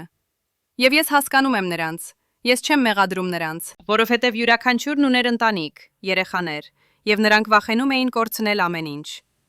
Բայց այդ վախը, այդ լռությունը թույլ տվեց համակարգին շարունակել գործել, թույլ տվեց գողություններին շարունակվել, եւ ավելի շատ մարդիկ մեռան։ 1992 թվականի օգոստոսին, երբ Խորհրդային Միությունը արդեն փլուզվում էր, երբ հին համակարգը քայքայվում էր եւ նոր դարաշրջան սկսվում էր, Շարլ Ազնավուրը տվեց իր վերջին մեծ հարցազրույցը Սպիտակի օգնության մասին, եւ այս հարցազրույցը տրվեց ֆրանսիական Le Monde թերթին, եւ այն հրապարակվեց օգոստոսի 15-ին, մեծ հոդվածի տեսքով, որի վերնագիրը էր Ազնավուր, Հայաստանի համար պայքարը դեռ շարունակվում է։ Հարցազրույցում Ազնավուրը խոսում է իր հիասթափությունից, իր ցավից, բայց նաև իր հույսից, որ ճշմարտությունը մի օր կբացահայտվի։ Երբ լրագրողը հարցնում է նրան, արդյոք նա գոհ է այն արդյունքներից, որոնք ստացվել են 4 տարի աշխատանքից, Ազնավուրը պատասխանում է բառեր, որոնք լի են դառնությամբ։ Ես հպարտ եմ այն մարդկանցով, ովքեր օգնեցին, հպարտ եմ ֆրանսիացիներով, իտալացիներով, վեզորով, ամերիկացիներով, բոլոր այն մարդկանցով, ովքեր բացեցին իրենց սրտերը եւ իրենց դրամապանակները Հայաստանի համար։ Բայց ես նաև խորապես հիասթափված եմ այն համակարգից, որը թույլ տվեց, որ մի մասը այդ օգնության անհետանա։ Թույլ տվեց, որ մարդիկ հարստանան ողբերգության հաշվին։ Ես գիտեմ, որ շատերը չեն հավատում ինձ, երբ ես ասում եմ, որ օգնությունը գողացվել է։ Նրանք մտածում են, որ ես պարզապես փորձում եմ արդարացնել, թե ինչու ամեն ինչ չի գնացել այնպես, ինչպես պլանավորված էր։ Բայց ես ունեմ ապացույցներ, ես ունեմ փաստաթղթեր, ես ունեմ անուններ, եւ մի օր, երբ ժամանակը գա, այդ ապացույցները կբացահայտվեն։ Լրագրողը հարցնում է. ինչու ոչ հիմա։ Ինչու Ազնավուրը սպասում է, եթե նա ունի ապացույցներ։ Ազնավուրը լռում է մի պահ եւ հետո ասում է բառեր, որոնք բացատրում են նրա ողջ դիրքորոշումը։ Որովհետեւ ես դեռ ունեմ մարդիկ Հայաստանում եւ Ռուսաստանում, ովքեր աշխատում են օգնելու համար։ Մարդիկ, ովքեր ռիսկում են իրենց կյանքը, ապահովելու, որ գոնե մի մասը օգնության հասնի իրական զոհերին։ Եթե ես հիմա բացահայտեմ ամեն ինչ, այդ մարդիկ կդառնան թիրախ, նրանք կկորցնեն իրենց դիրքերը, եւ ապա ոչինչ չի հասնի։ Ես պետք է ընտրեմ անմիջական արդարություն կամ երկարաժամկետ օգնություն, եւ ես ընտրում եմ երկրորդը, որովհետեւ ես մտածում եմ այն մարդկանց մասին, ովքեր դեռ ապրում են վրաններում, ովքեր դեռ ունեն անհրաժեշտություն օգնության, եւ ես չեմ կարող դավաճանել նրանց, իմ անձնական բավարարվածության համար։ Սրանք էին Ազնավուրի վերջին հրապարակային բառերը այս թեմայի մասին, եւ դրանից հետո նա երբեք այլևս չխոսեց Սպիտակի օգնության գողության մասին, երբեք չտվեց եւս մեկ հարցազրույց այդ թեմայով, եւ երբ լրագրողները փորձում էին հարցնել նրան, նա պարզապես ժպտում էր եւ ասում էր. ես արդեն ասել եմ ամեն ինչ, ինչ կարող էի ասել։ Բայց Ազնավուրը չդադարեցրեց իր աշխատանքը Հայաստանի համար։ Նա շարունակեց հավաքել փող, շարունակեց ուղարկել օգնություն, բայց այս անգամ նա փոխեց իր մեթոդը։ Նա այլևս չէր ուղարկում օգնությունը պաշտոնական ուղիներով, այլևս չէր վստահում Մոսկվայի կամ Երևանի պաշտոնյաներին։ Փոխարենը նա ստեղծեց մի ցանց վստահելի մարդկանցից, բժիշկներ, կամավորներ, եկեղեցականներ, ովքեր անձամբ տեղափոխում էին օգնությունը եւ անձամբ բաշխում էին այն իրական զոհերին։ Այս ցանցը գործում էր գաղտնի, առանց պաշտոնական փաստաթղթերի, առանց պաշտոնական հաշվետվությունների, եւ դա նշանակում էր, որ ոչ ոք չէր կարող գողանալ այն, որովհետեւ ոչ ոք չգիտեր, թե երբ եւ ինչպես է օգնությունը գալիս։ Ազնավուրի անձնական քարտուղարը Ժորժ Գարվարենցը, որը մահացավ 1999 թվականին, թողել է օրագիր, որտեղ նա նկարագրում է, թե ինչպես էր աշխատում այս ցանցը։ Գարվարենցը գրում է, որ Ազնավուրը անձամբ ընտրում էր մարդկանց, ովքեր կլինեին այս ցանցի մաս, եւ նա ընտրում էր նրանց ոչ թե դիրքի կամ կապերի համար, այլ ազնվության եւ համոզվածության համար։ Շարլը ասում է մեր. ես ուզում եմ մարդկանց, ովքեր սիրում են Հայաստանը ավելի քան փողը, մարդկանց, ովքեր պատրաստ են ռիսկել ամեն ինչ, օգնելու համար, գրում է Գարվարենցը։ Եվ նա գտավ այդպիսի մարդկանց, բժիշկներ, ովքեր աշխատում էին Սպիտակի հիվանդանոցներում եւ ճանաչում էին յուրաքանչյուր հիվանդի անունը։ Կամավորներ, ովքեր ապրում էին վրաններում, վերապրածների հետ միասին։ Քահանաներ, ովքեր ծառայում էին եկեղեցիներում եւ գիտեին յուրաքանչյուր ընտանիքի պատմությունը։ Այս մարդիկ դարձան Շարլի աչքերը եւ ձեռքերը Հայաստանում, եւ նրանք ապահովեցին, որ օգնությունը հասնի այնտեղ, որտեղ իսկապես անհրաժեշտ էր։ Այս ցանցը գործեց 1992-ից մինչև 1998 թվականները, եւ այդ ժամանակահատվածում այն տեղափոխեց եւ բաշխեց ավելի քան 15 միլիոն դոլարի արժողությամբ օգնություն, առանց որևէ կորստի, առանց որևէ գողության։ Բայց այս ցանցի գոյությունը նաեւ նշանակում էր, որ Ազնավուրը եւ նրա մարդիկը գտնվում էին մշտական վտանգի մեջ, որովհետեւ նրանք շրջանցում էին պաշտոնական համակարգը, եւ դա նշանակում էր, որ նրանք դառնում էին թիրախ այն մարդկանց համար, ովքեր կորցնում էին եկամուտ այս շրջանցումից։ Գարվարենցը գրում է մի դեպքի մասին, որը տեղի ունեցավ 1993 թվականի հոկտեմբերին, երբ Ազնավուրի ցանցի մեկ անդամը, բժիշկ Վահագն Սարգսյանը, ձերբակալվեց Երևանում, ապօրինի բժշկական գործունեության մեղադրանքով։ Իրականում նրա հանցանքը այն էր, որ նա բաշխում էր անվճար դեղամիջոցներ առանց պաշտոնական թույլտվության, եւ այդ դեղամիջոցները եկել էին Ազնավուրի ցանցից։ Սարգսյանը անցկացրեց 3 ամիս բանտում, եւ երբ նա ազատվեց, նա ստիպված եղավ լքել Հայաստանը եւ տեղափոխվել Ֆրանսիա, որտեղ Ազնավուրը օգնեց նրան գտնել աշխատանք եւ սկսել նոր կյանք։ Սա էր զգուշացում մեզ բոլորի համար, գրում է Գարվարենցը։ Նրանք ուզում էին ցույց տալ, որ նույնիսկ եթե մենք շրջանցում ենք պաշտոնական համակարգը, նրանք դեռ կարող են մեզ հասնել, դեռ կարող են մեզ վնասել։ Բայց Շարլը չվախեցավ։ Նա ասաց. «Եթե մենք դադարենք հիմա, ապա նրանք հաղթել են, եւ ես երբեք չեմ թույլ տա, որ նրանք հաղթեն»։ Արդյոք Ազնավուրի այս ցանցը դեռ գործում է այսօր։ Արդյոք կան դեռ մարդիկ, ովքեր շարունակում են նրա աշխատանքը, եւ արդյոք նրանք դեռ վտանգի մեջ են։ Մենք չենք կարող պատասխանել այս հարցերին, որովհետեւ եթե այդ ցանցը դեռ գործում է, ապա նրա անդամները պետք է մնան անանուն, իրենց անվտանգության համար։ Բայց մենք կարող ենք ասել, որ Ազնավուրի ժառանգությունը շարունակվում է, որ նրա պայքարը արդարության համար չի մահացել նրա հետ միասին, եւ որ ճշմարտությունը, որը նա փորձեց բացահայտել իր կյանքի ընթացքում, դեռ սպասում է իր օրվան։ Եվ այդ օրը, երբ այն գա, երբ բոլոր անունները բացահայտվեն, երբ բոլոր փաստաթղթերը հրապարակվեն, երբ ողջ համակարգը ցույց տրվի աշխարհին, ապա Ազնավուրի լռությունը կհասկացվի ոչ թե որպես թուլություն, այլ որպես ռազմավարություն, ոչ թե որպես վախ, այլ որպես սեր։ Սեր այն մարդկանց նկատմամբ, ում նա փորձում էր պաշտպանել։ Սեր այն երեխաների նկատմամբ, ում նա երբեք չտեսավ, բայց ում համար նա երգեց, լաց եղավ եւ պայքարեց մինչեւ իր վերջին շունչը։ Արդյոք դուք պատրաստ եք իմանալ մնացած անունները։ Պատրաստ եք տեսնել ամբողջ ճշմարտությունը, նույնիսկ եթե այն ցնցում է ամեն ինչ, ինչ դուք մտածում էիք, որ գիտեք։ Պատկերացրեք, որ գոյություն ունի մի խումբ, 12 հոգուց բաղկացած, որոնք գիտեին ամեն ինչ սպիտակի օգնության մասին, յուրաքանչյուր ինքնաթիռի բեռը, յուրաքանչյուր տուփի պարունակությունը, յուրաքանչյուր դոլարի ճանապարհը, եւ այս 12 հոգիները չէին պարզապես դիտորդներ, նրանք էին որոշում, թե ինչը կհասնի Հայաստան եւ ինչը կվերածվի ոսկու իրենց համար։ 1988-ի դեկտեմբերի 25-ին, երբ ամբողջ աշխարհը լալիս էր սպիտակի հետ, այս 12 հոգիները հավաքվեցին Մոսկվայի մի գաղտնի բնակարանում, Կուտուզովյան պողոտայի 36 համարում։ Բնակարանը պատկանում էր Վիկտոր Չեռնովին, այն KGB-ի գնդապետին, որի անունը Ազնավուրը շրջապատել էր կարմիր շրջանագծով։ Եվ այդ հանդիպման մասին գոյություն ունի միայն մեկ փաստաթուղթ՝ ձեռքով գրված արձանագրություն, որը գտնվեց Չեռնովի անձնական արխիվում նրա կյանքի ավարտից հետո։ Արձանագրությունը սկսվում է այսպես. ներկաները 12 հոգի, անուններ չեն նշվում անվտանգության նկատառումներից ելնելով։ Օրակարգ. Հայաստանի հումանիտար օգնության կառավարում եւ բաշխում։ Եվ այս բառերը՝ կառավարում եւ բաշխում, բացահայտում են ամեն ինչ, որովհետեւ սրանք չէին խոսում օգնության մասին, այլ բիզնեսի, ոչ թե փրկության, այլ շահույթի մասին։ Այս 12 հոգիները ստեղծեցին մի համակարգ, որը գործեց 3 տարի, 1988-ից մինչև 1992 թվականները։ Համակարգ, որը վերածեց աղետը ոսկու հանք, եւ ովքեր էին այս մարդիկ, որոնք համարձակվեցին նստել մի սեղանի շուրջ եւ բաժանել մեռյալների փողը, եւ ինչու նրանցից ոչ մեկը երբեք չպատասխանեց իր արարքների համար։ Արձանագրությունը շարունակվում է ավելի սարսափելի մանրամասներով, եւ այնտեղ գրված է. որոշվեց. յուրաքանչյուր ինքնաթիռից 40%-ը ուղղակիորեն կգնա Հայաստան, 30%-ը կվերաբաշխվի այլ շրջաններ, պաշտոնական ուղիներով, 30%-ը կտեղափոխվի հատուկ պահեստներ, հետագա իրացման համար։ Եվ այս վերջին բառերը՝ հետագա իրացում, Սա էր նրանց կոդը սև շուկայի համար։ Յուրաքանչյուր 10 ինքնաթիռից 3-ի բեռը պարզապես անհետանում էր պաշտոնական հաշվառումից եւ վերածվում էր կանխիկ փողի։ Արձանագրությունում նաև նշված է. շահույթը կբաժանվի հավասարաչափ 12 մասնակիցների միջև։ Յուրաքանչյուր եռամսյակի վերջում կանցկացվի հաշվարկ։ Եվ սրանք չէին պարզապես գողեր, որոնք գողանում էին հնարավորության դեպքում։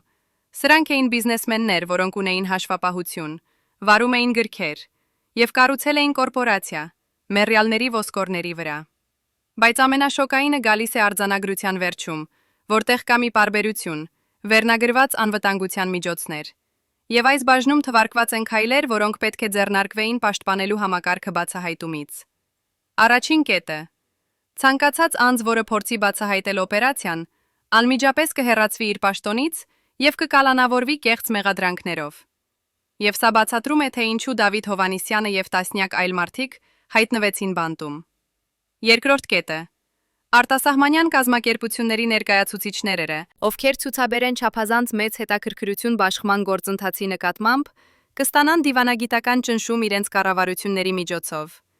Եվ սա բացատրում է, թե ինչու ֆրանսիական կառավարությունը խնդրեց չհրապարակել Ազնավուրի հարցազրույցը։ Երրորդ կետը. բոլոր փաստաթղթերը, որոնք կարող են վկայել օպերացիայի մասին, կհավաքվեն եւ կոչնչացվեն 1992 թվականի դեկտեմբերի 31-ին։ Եվ սա էր վերջնաժամկետը։ Օրը, երբ Խորհրդային Միությունը պաշտոնապես դադարեց գոյություն ունենալ։ Օրը, երբ բոլոր հետքերը պետք է ջնջվեին։ Բայց ոչ բոլոր փաստաթղթերը ոչնչացվեցին, որովհետև Չեռնովը, հավանաբար իր սեփական անվտանգության համար, պահեց մի պատճենը, եւ երբ նրա կյանքը ավարտվեց 1995 թվականին, այդ փաստաթուղթը գտավ նրա որդին, Անդրեյ Չեռնովը, որը այսօր 61 տարեկան է, ապրում է Սանկտ Պետերբուրգում եւ աշխատում է որպես պատմաբան։ Երբ մենք գտանք նրան 1998 թվականին,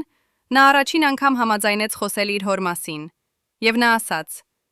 Ես միշտ գիտեի, որ իմ հայրը ոչ թե հերոս էր, բայց ես չգիտեի, թե որքան խորն էր նրա ներգրավվածությունը, երբ ես գտա այդ արձանագրությունը նրա անձնական արխիվում, մի քանի ամիս նրա կյանքի ավարտից հետո ես ցնցվեցի։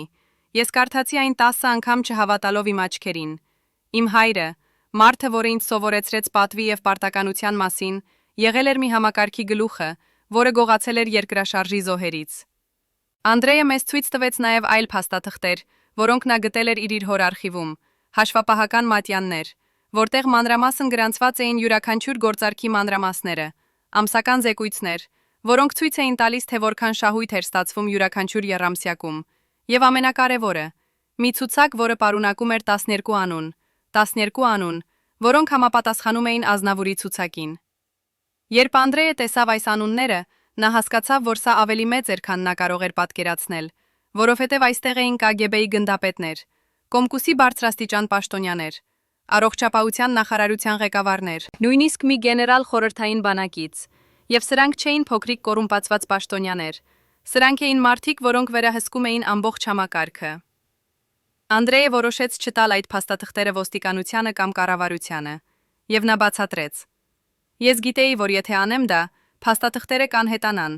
շատ անուններ այդ ցուցակում դեռ ապրում էին, շատերը դեռ ուժեղ էին, նրանք կգտնեին ճանապարհ ջնջելու ապացույցները, այնպես որ ես պահեցի դրանք, ես սպասեցի մինչև բոլորը կյանքի ավարտին հասնեն, կամ դառնան այնքան ծեր, որ այլևս չեն կարող վնաս հասցնել,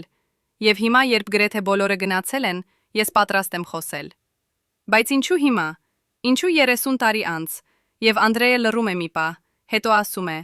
որովհետև իմ սեփական որդին հիմա 18 տարեկան է, նույն տարիքը, որը ես էի, երբ Սպիտակի երկրաշարժը տեղի ունեցավ, եւ ես ուզում եմ, որ նա ապրի մի աշխարհում, որտեղ ճշմարտությունը կարևոր է,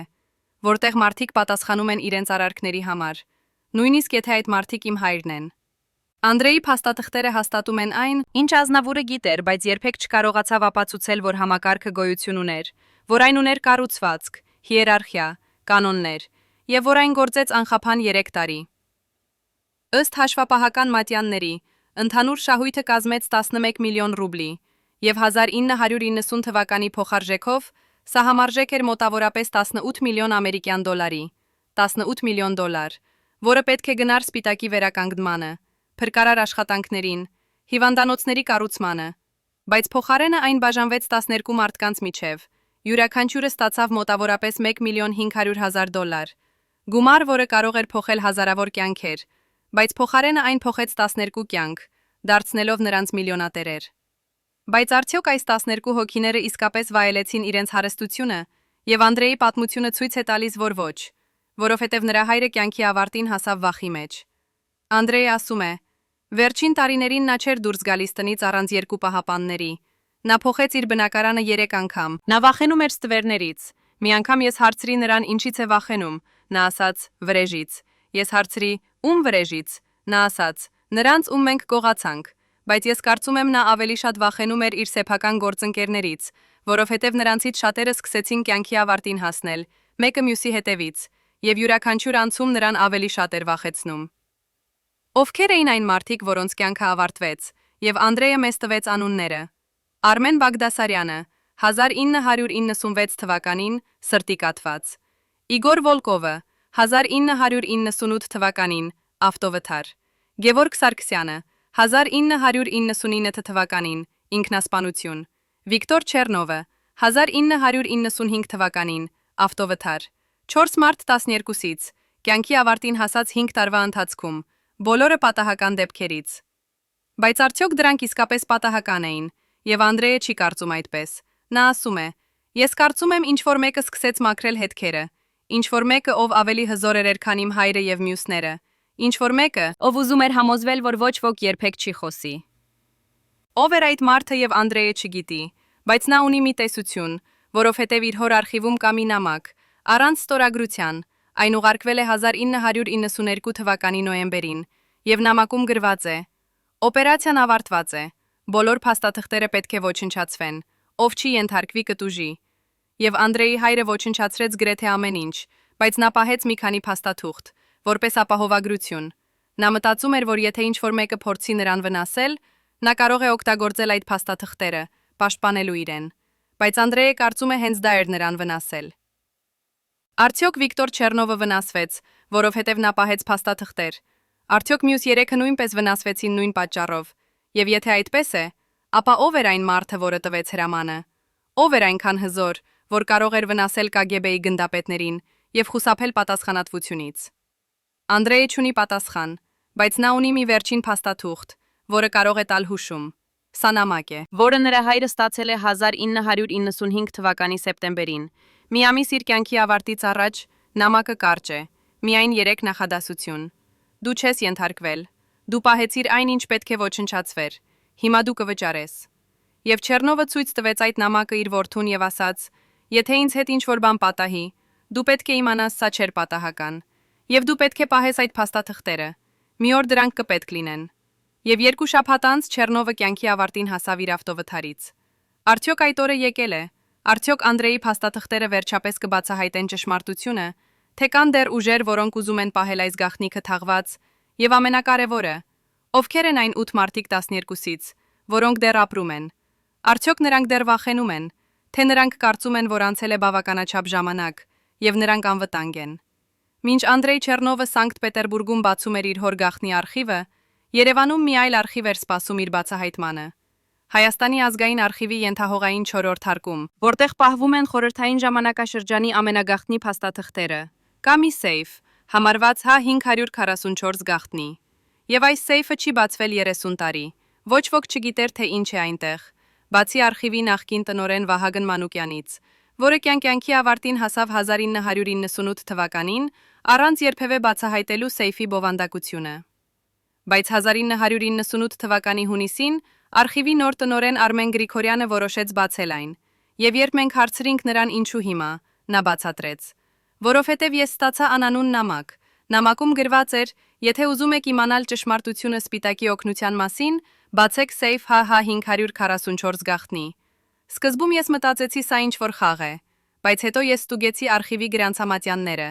եւ ես գտա, որ այդ սեյֆը գրանցվել է 1990 թվականի փետրվարին, Վահագն Մանուկյանի անձնական հրամանով։ Գրանցամատյանում նշված է. բովանդակություն, Սպիտակի օգնության վերաբերյալ գաղտնի փաստաթղթեր, բացման ժամկետ 30 տարի։ 30 տարին լրացել էր 1998 թվականի փետրվարին։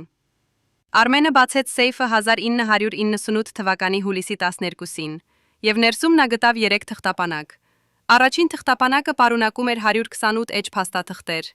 բեռնաուղեգրեր, մաքսային հայտարարագրեր, ստացական հանձնման ակտեր։ Սրանք էին պաշտոնական փաստաթղթերը, որոնք ցույց էին տալիս, թե ինչ օգնություն էր ստացվել եւ ինչպես էր այն բաշխվել։ Բայց երբ Արմենը համեմատեց այս փաստաթղթերը միջազգային կազմակերպությունների հաշվետվությունների հետ, նա գտավ հսկայական անհամապատասխություններ։ Օրինակ, Կարմիր խաչը հաշվետվում էր, որ ուղարկել է 210 տուփ բժշկական սարքավորումներ 1988-ի դեկտեմբերին, բայց հայկական մաքսային փաստաթղթերում գրանցված էր միայն 125 տուփ։ 85 տուփ պարզապես անհետացել էր ինչ-որտեղ Ֆրանսիայի եւ Երևանի միջև, եւ նույն պատկերը կրկնվում էր յուրաքանչյուր ուղարկման համար։ Միջազգային կազմակերպությունները հաշվետվում էին մի քանակ, բայց Հայաստանը ստանում էր ավելի քիչ, միշտ ավելի քիչ։ Երկրորդ թղթապանակը պարունակում էր ավելի սարսափելի բան. ներքին հուշագրեր Հայաստանի Կոմկուսի եւ Մոսկվայի միջև, եւ այս հուշագրերում բացահայտորեն քննարկվում էր օգնության վերաբաշխումը։ Մի հուշագիր 1989 թվականի հունվարից ասում է. հաշվի առնելով Հայաստանի սահմանափակ պահեստային հզորությունները, առաջարկվում է մի մասը հումանիտար օգնության ուղարկել Ռուսաստանի այլ շրջաններ, որտեղ նույնպես կան կարիքավորներ։ Եվ սա էր պաշտոնական պատճառաբանությունը։ Բայց մի այլ հուշագիր գրված մի շաբաթ անց բացահայտում է իրական պատճառը։ Վերաբաշխված ապրանքները կվաճառվեն սև շուկայում, եւ եկամուտը կօգտագործվի կուսակցության հատուկ ծրագրերի ֆինանսավորման համար։ Եվ կուսակցության հատուկ ծրագրեր, սա էր նրանց կոդը անձնական հարստացման համար։ Հուշագիրը ստորագրված էր 3 մարդու կողմից։ Առաջինը Սուրեն Հարությունյանը, Հայաստանի Կոմկուսի առաջին քարտուղար, երկրորդը Վլադիմիր Դոլգիխը, ԽՍՍՀ Կոմկուսի կենտկոմի քարտուղար, երրորդը անընթեռնելի ստորագրություն, բայց կողքին գրված է պաշտոնը, KGB-ի փոխնախագահ։ Արմենը չէր կարող հավատալ իր աչքերին, որովհետև սա չէր պարզապես կոռուպցիա, սա էր պետական քաղաքականություն, ամենաբարձր մակարդակում հաստատված եւ կազմակերպված գողություն, եւ նա ասաց. երբ ես կարդացի այս հուշագրերը, ես հասկացա, թե ինչու Վահագն Մանուկյանը պահեց դրանք գաղտնի 30 տարի։ Սրանք էին ապացույցներ, որոնք կարող էին տապալել ամբողջ համակարգը։ Բայց նա նաեւ գիտեր, որ եթե բացահայտեր դրանք իր կենթանության ժամանակ, նա կվնասվեր, այնպես որ նա սպասեց, մինչև բոլոր ներգրավված մարդիկ կյանքի ավարտին հասնեն կամ կորցնեն իրենց ուժը։ Եվ նա թողեց այս փաստաթղթերը որպես իր վերջին կտակը։ Բայց երրորդ թղթապանակը պարունակում էր ամենաշոկայինը։ Սա էր անձնական օրագիր, գրված Վահագն Մանուկյանի ձեռքով։ Օրագիրը սկսվում է 1988-ի դեկտեմբերի 15-ին եւ ավարտվում է 1990 թվականի հունվարին, 13 ամիս, որի ընթացքում Մանուկյանը գրանցել է ամեն ինչ նա տեսավ եւ լսեց Սպիտակի օգնության մասին։ Օրագրի առաջին գրառումը. այսօր ես ստացա հրաման Սուրեն Հարությունյանից։ Նա ասաց ինձ ստեղծել հատուկ արխիվ Սպիտակի օգնության վերաբերյալ բոլոր փաստաթղթերի համար, բայց նա նաեւ ասաց, որոշ փաստաթղթեր չպետք է երբևէ տեսնի լույսը։ Ես հարցրի որոնք, նա ասաց, դու կիմանաս։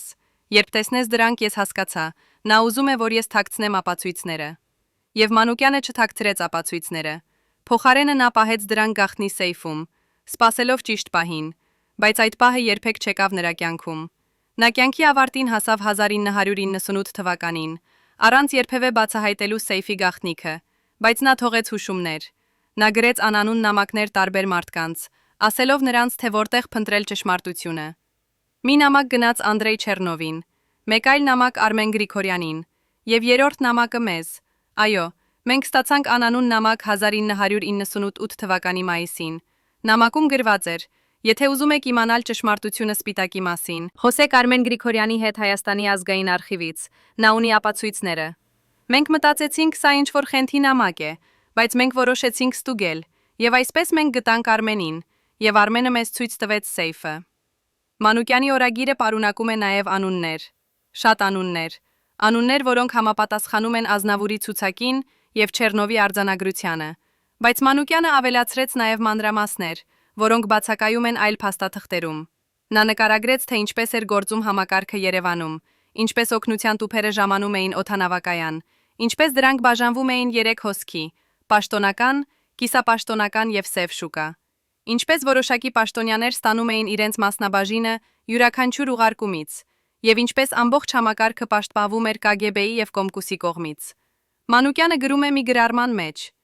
Սա էր կատարյալ հանցագործություն, որովհետև այն ուներ պետության պաշտպանությունը, ով փորձեց բողոքել, անմիջապես լռեցվեց, ով փորձեց քննել, անմիջապես հեռացվեց, եւ ով փորձեց խոսել հրապարակայնորեն, անմիջապես ձերբակալվեց։ Բայց Մանուկյանի օրագրի ամենակարևոր մասը վերջին գրառումն է։ 1990 թվականի հունվարի 31-ից այս գրառումը տարբերվում է բոլոր մյուսներից։ Այն գրված է կարմիր մելանով եւ շրջապատված է կարմիր շրջանագծով։ Եվ գրառումը ասում է. «Այսօր ես տեսա նրան, գլխավոր կազմակերպիչը, մարդը, որը վերահսկում է ամբողջ օպերացիան։ Նա եկավ Երևան հատուկ ինքնաթիռով։ Նա հանդիպեց Սուրեն Հարությունյանի հետ փակ դռների հետևում։ Ես չլսեցի նրանց զրույցը, բայց ես տեսա նրա դեմքը, երբ նա դուրս եկավ։ Սառը, անզգայուն, անմարդկային։ Սա էր մարդը, որը կարող էր հրամայել վնասել հազարավորներին եւ քնել հանգիստ։ Ես գիտեմ նրա անունը, բայց ես չեմ գրի այն այստեղ։ Ես վախենում եմ նույնիսկ գրելուց, բայց ես կթողնեմ հուշում։ Նա է այն մարդը, որի ստորագրությունը կա բոլոր հուշագրերում։ Անընթեռնելի ստորագրությունը, KGB-ի փոխնախագահը։ KGB-ի փոխնախագահը 1988-ից մինչև 1990 թվականները։ Մենք ստուգեցինք պաշտոնական գրառումները։ Այդ ժամանակահատվածում KGB-ն ուներ 3 փոխնախագահ։ Առաջինը Ֆիլիպ Բոբկովը, պատասխանատու ներքին անվտանգության համար։ Երկրորդը Վլադիմիր Կրյուչկովը, պատասխանատու արտաքին հետախուզության համար։ Երրորդը Գեննադի Տիտովը,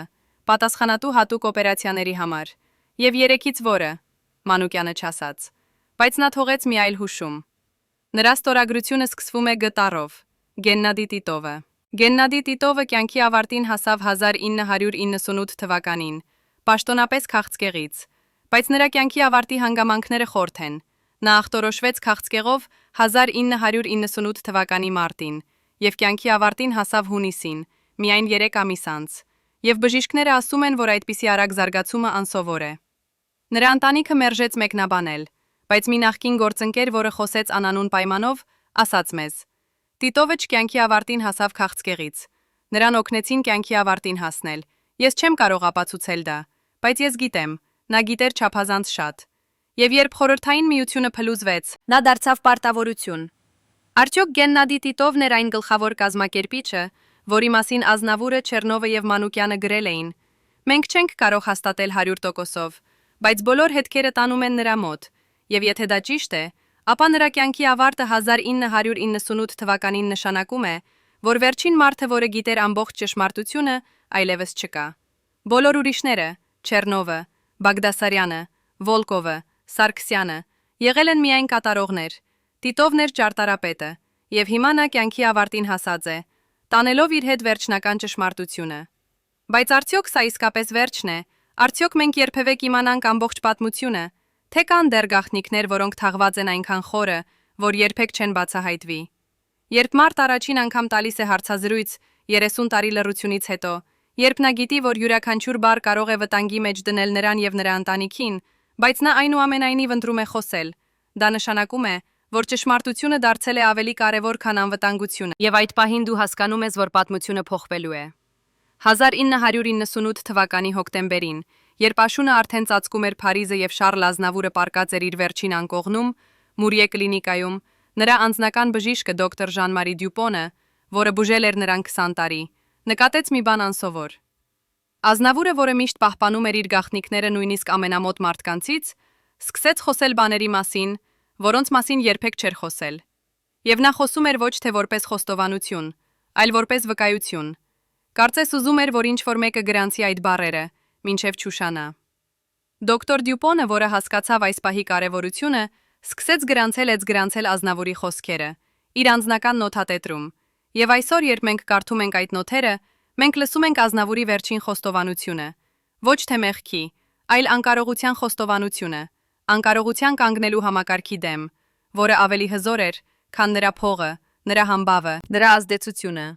Դոկտոր Դյուպոնի նոթերը սկսվում են 1998 թվականի հոկտեմբերի 28-ից, 8 օր Ազնավուրի կյանքի ավարտից առաջ, եւ առաջին գրառումը ասում է. Շարլը այսօր շատ տարբեր էր։ Նա խոսեց ինձ հետ ոչ թե որպես հիվանդ իր բժշկի հետ, այլ որպես մարդ, որը պատրաստվում է հեռանալ, եւ ուզում է թողնել իր վերջին հաղորդագրությունը։ Նա ասաց ինձ. Ժան-Մարի, ես ուզում եմ, որ դու գրես այն, ինչ ես ասելու եմ,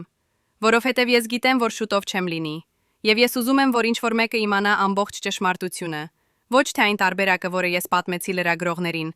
այլ իրական ճշմարտությունը, որը ես պահել եմ 30 տարի։ Դոկտոր Դյուպոնը վերցրեց իր գրիչը եւ սկսեց գրել, եւ Ազնավուրը սկսեց պատմել պատմություն, որը փոխում է ամեն ինչ, որ մենք մտածում էինք իմանալ Սպիտակի օգնության մասին։ Ազնավուրը պատմեց, որ 1990 թվականի մարտին, երբ նա հասկացավ, որ օգնությունը գողանում են, երբ նա տեսավ ապացույցները եւ լսեց վկաների պատմությունները, նա որոշեց գործել, բայց ոչ թե հրապարակայնորեն, որովհետև նրան արդեն զգուշացրել էին, որ հրապարակային բացահայտումը կվնասի ավելի շատ մարդկանց, քան կօգնի։ Փոխարենը նա որոշեց հավաքել ապացույցներ, անուններ, փաստաթղթեր, վկայություններ եւ պահել դրանք անվտանգ տեղում, սպասելով այն օրվան, երբ համակարգը կփլուզվի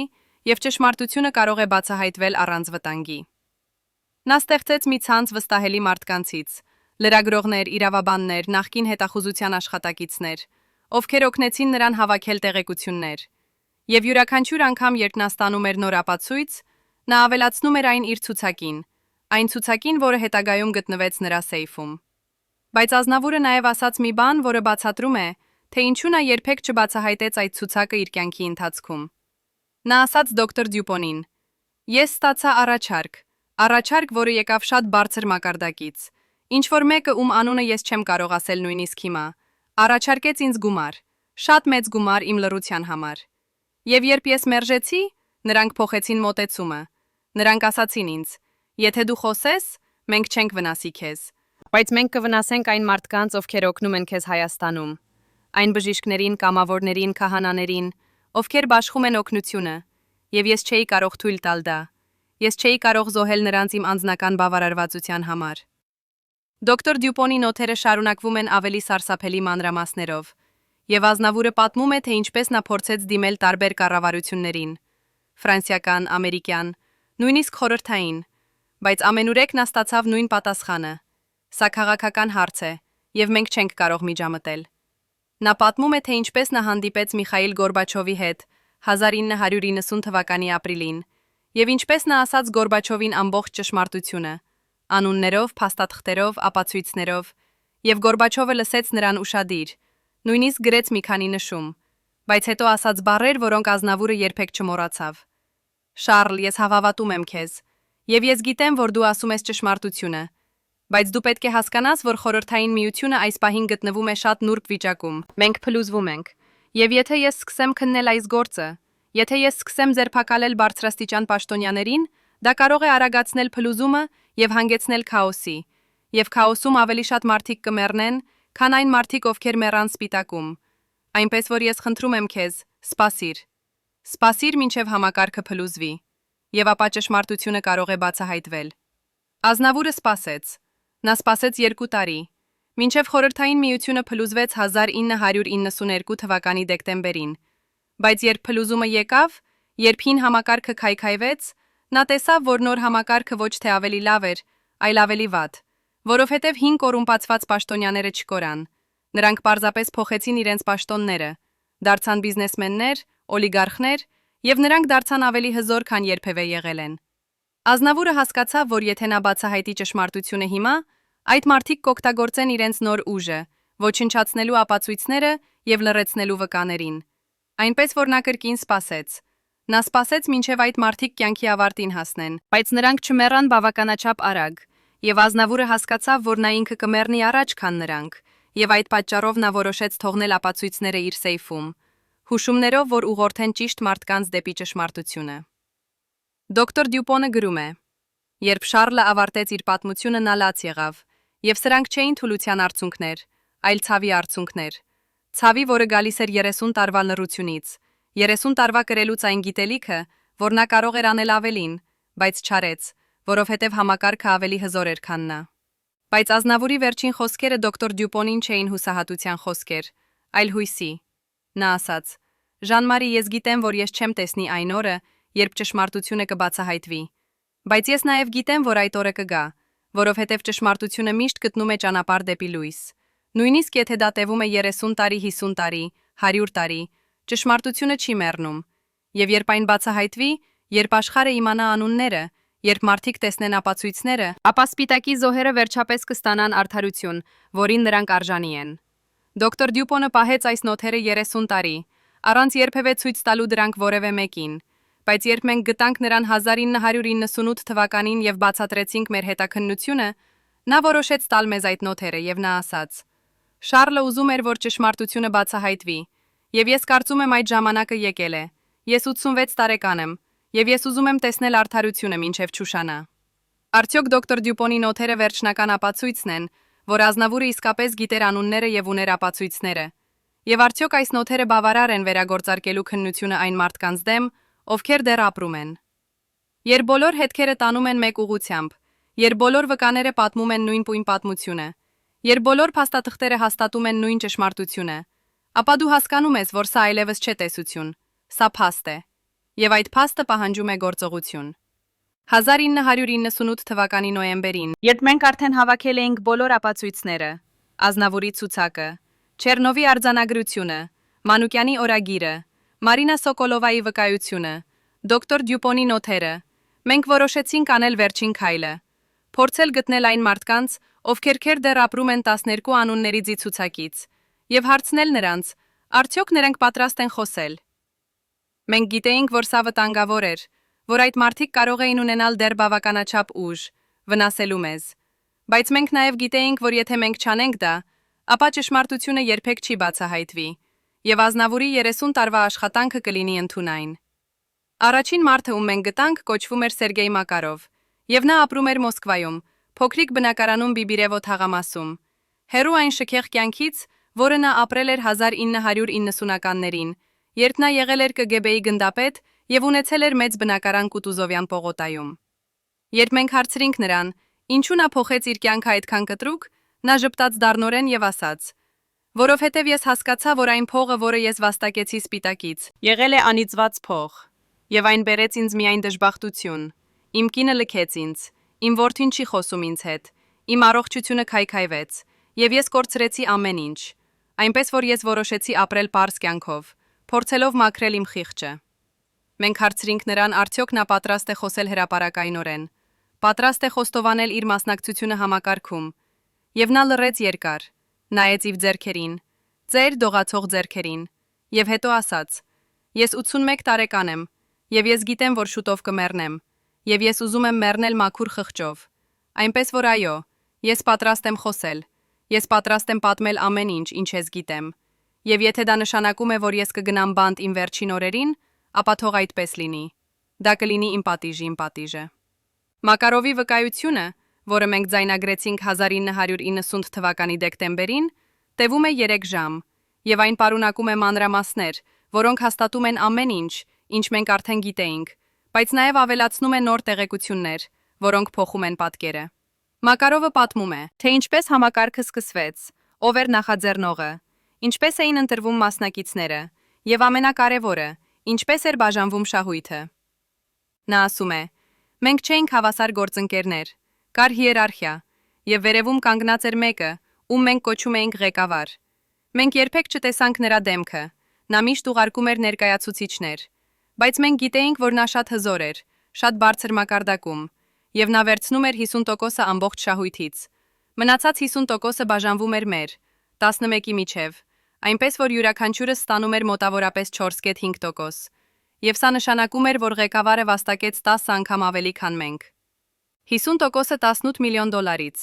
սա $9 միլիոն, $9 միլիոն, որը գնացել է մեկ մարդու գրպան, մարդու ում անունը Մակարովը չգիտի, բայց ում մասին նա ունի մի քանի հուշում։ Մակարովը ասում է. ես միայն մի անգամ լսեցի ղեկավարի ձայնը։ Սա եղավ 1990 թվականի հունվարին,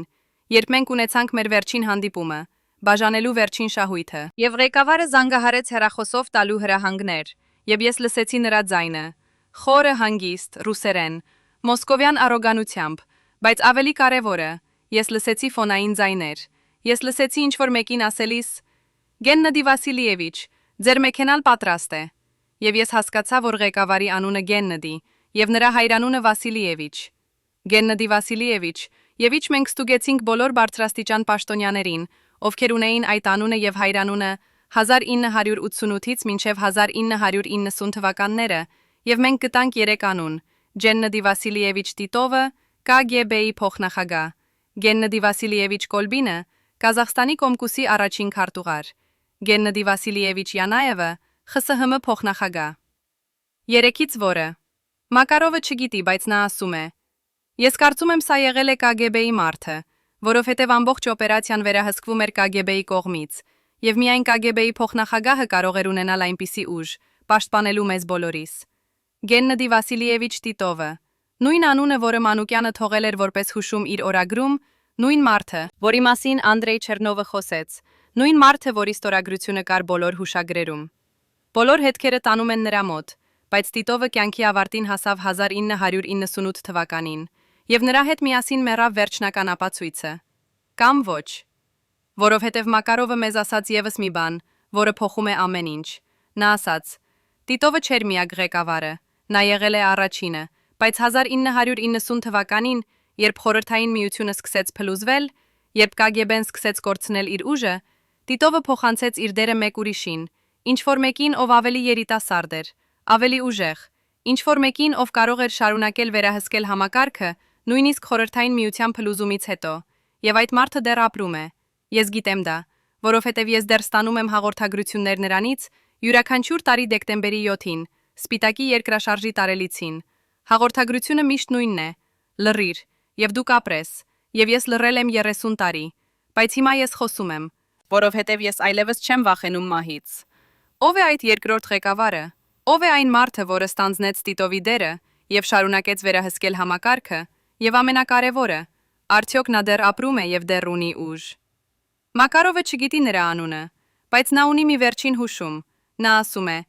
Վերջին անգամ, երբ ես տեսա նրա ներկայացուցիչին, սա եղավ 1992 թվականի դեկտեմբերին, երբ նա եկավ տալու ինձ վերջին զգուշացումը, նա ասաց ինձ. Ղեկավարը փոխվել է, բայց կանոնները մնացել են նույնը. լռիր եւ ապրիր, խոսիր եւ մեռիր։ Եվ նոր ղեկավարը ավելի վտանգավոր է, քան հինը, որովհետև նա ավելի երիտասարդ է, ավելի հնարամիտ է, եւ նա ունի կապեր ոչ միայն Ռուսաստանում, այլև արտերկրում։ Եվ եթե դու փորձես բացահայտել նրան, նա կգտնի քեզ ամենուրեք։ Արտերկրում կապեր։ Սա նշանակում է, որ համակարգը ավելի մեծ էր, քան մենք մտածում էինք, որ այն ներառում էր ոչ միայն խորհրդային պաշտոնյաներին, այլև արտասահմանյան գործընկերներին, եւ սա բացատրում է, թե ինչու ֆրանսիական եւ իտալական կազմակերպությունները չարեցին ոչինչ, կանգնեցնելու գողությունը։ Մենք փորձեցինք գտնել եւս երկու մարդկանց 12 անունների ցուցակից, բայց մեկը մերժեց խոսել մեզ հետ եւ մյուսը անհետացել էր, փոխել էր իր անունը եւ տեղափոխվել էր անհայտ երկիր։ Բայց Մակարովի վկայությունը բավարար էր, հաստատելու, որ համակարգը գոյություն ուներ, որ այն վերահսկվում էր ամենաբարձր մակարդակից, եւ որ այն շարունակեց գործել նույնիսկ Խորհրդային Միության փլուզումից հետո։ Մենք տարանք Մակարովի վկայությունը Ռուսաստանի գլխավոր դատախազություն, եւ մենք պահանջեցինք քննություն, բայց մեզ ասացին. սա 5 գործ է 30 տարվա, եւ շատ ապացույցներ կորել են եւ շատ վկաներ մահացել են, եւ մենք չենք կարող երաշխավորել, որ քննությունը կտանի արդյունքների։ Բայց մենք չդադարեցինք, մենք տարանք մեր ապացույցները միջազգային քրեական դատարան, եւ մենք պահանջեցինք, որ այս գործը դիտարկվի որպես մարդկության դեմ հանցագործություն, որովհետև գողությունը հումանիտար օգնության, երկրաշարժի զոհերից։ Սա ոչ թե պարզապես կոռուպցիա է, սա հանցագործություն է մարդկության դեմ։ Արդյոք մեր պահանջը կլսվի, արդյոք քննությունը կվերագործարկվի, արդյոք այն մարդիկ, ովքեր դեռ ապրում են, վերջապես կպատասխանեն իրենց արարքների համար։ 35 տարի անց Սպիտակի երկրաշարժից, երբ աշխարհը գրեթե մոռացել է այդ ողբերգությունը եւ անցել է հաջորդ լուրերին, երբ նոր սերունդը մեծացել է չգիտենալով, թե ինչ տեղի ունեցավ այդ սառը դեկտեմբերյան օրը 1988 թվականին, մենք կանգնած ենք այստեղ, պատմելով պատմություն, որը պետք է պատմվեր տասնամյակներ առաջ, բայց որը թաքնված էր վախի, սպառնալիքների եւ համակարգի ուժի տակ։ Այսօր մենք գիտենք ճշմարտությունը, մենք գիտենք անունները, մենք ունենք ապացույցները, եւ մենք պատմում ենք այս պատմությունը ոչ թե վրեժի համար, այլ արդարության համար, ոչ թե ատելության համար, այլ հիշողության համար, որովհետև Սպիտակի զոհերը արժանի են իմանալու ճշմարտությունը, արժանի են իմանալու, թե ինչ եղավ այն օգնության հետ, որը նախատեսված էր նրանց համար։ Բայց այս պատմությունը նաև հույսի պատմություն է, հույսի, որ ճշմարտությունը միշտ գտնում է ճանապարհ դեպի լույս, նույնիսկ եթե դա տևում է 30 տարի։ Շարլ Ազնավուրը գիտեր դա, երբ նա պահեց իր ցուցակը 30 տարի, սպասելով ճիշտ պահին։ Վահագն Մանուկյանը գիտեր դա, երբ նա ստեղծեց գաղտնի սեյֆ եւ թողեց հուշումներ։ Անդրեյ Չերնովը գիտեր դա, երբ նա պահեց իր հոր արխիվը եւ սպասեց մինչեւ անվտանգ կլինի խոսել։ Մարինա Սոկոլովան գիտեր դա, երբ նա պահեց իր տետրը եւ տվեց այն իր դստերը իր վերջին օրերին։ Դոկտոր Դյուպոնը գիտեր դա, երբ նա գրանցեց Ազնավուրի վերջին խոսքերը եւ պահեց դրանք 30 տարի։ Այս մարդիկ բոլորը հավատացին, որ ճշմարտությունը կարևոր է, որ հիշողությունը կկարևոր է եւ որ արդարությունը, նույնիսկ եթե այն գալիս է ուշ, դեռ արդարություն է։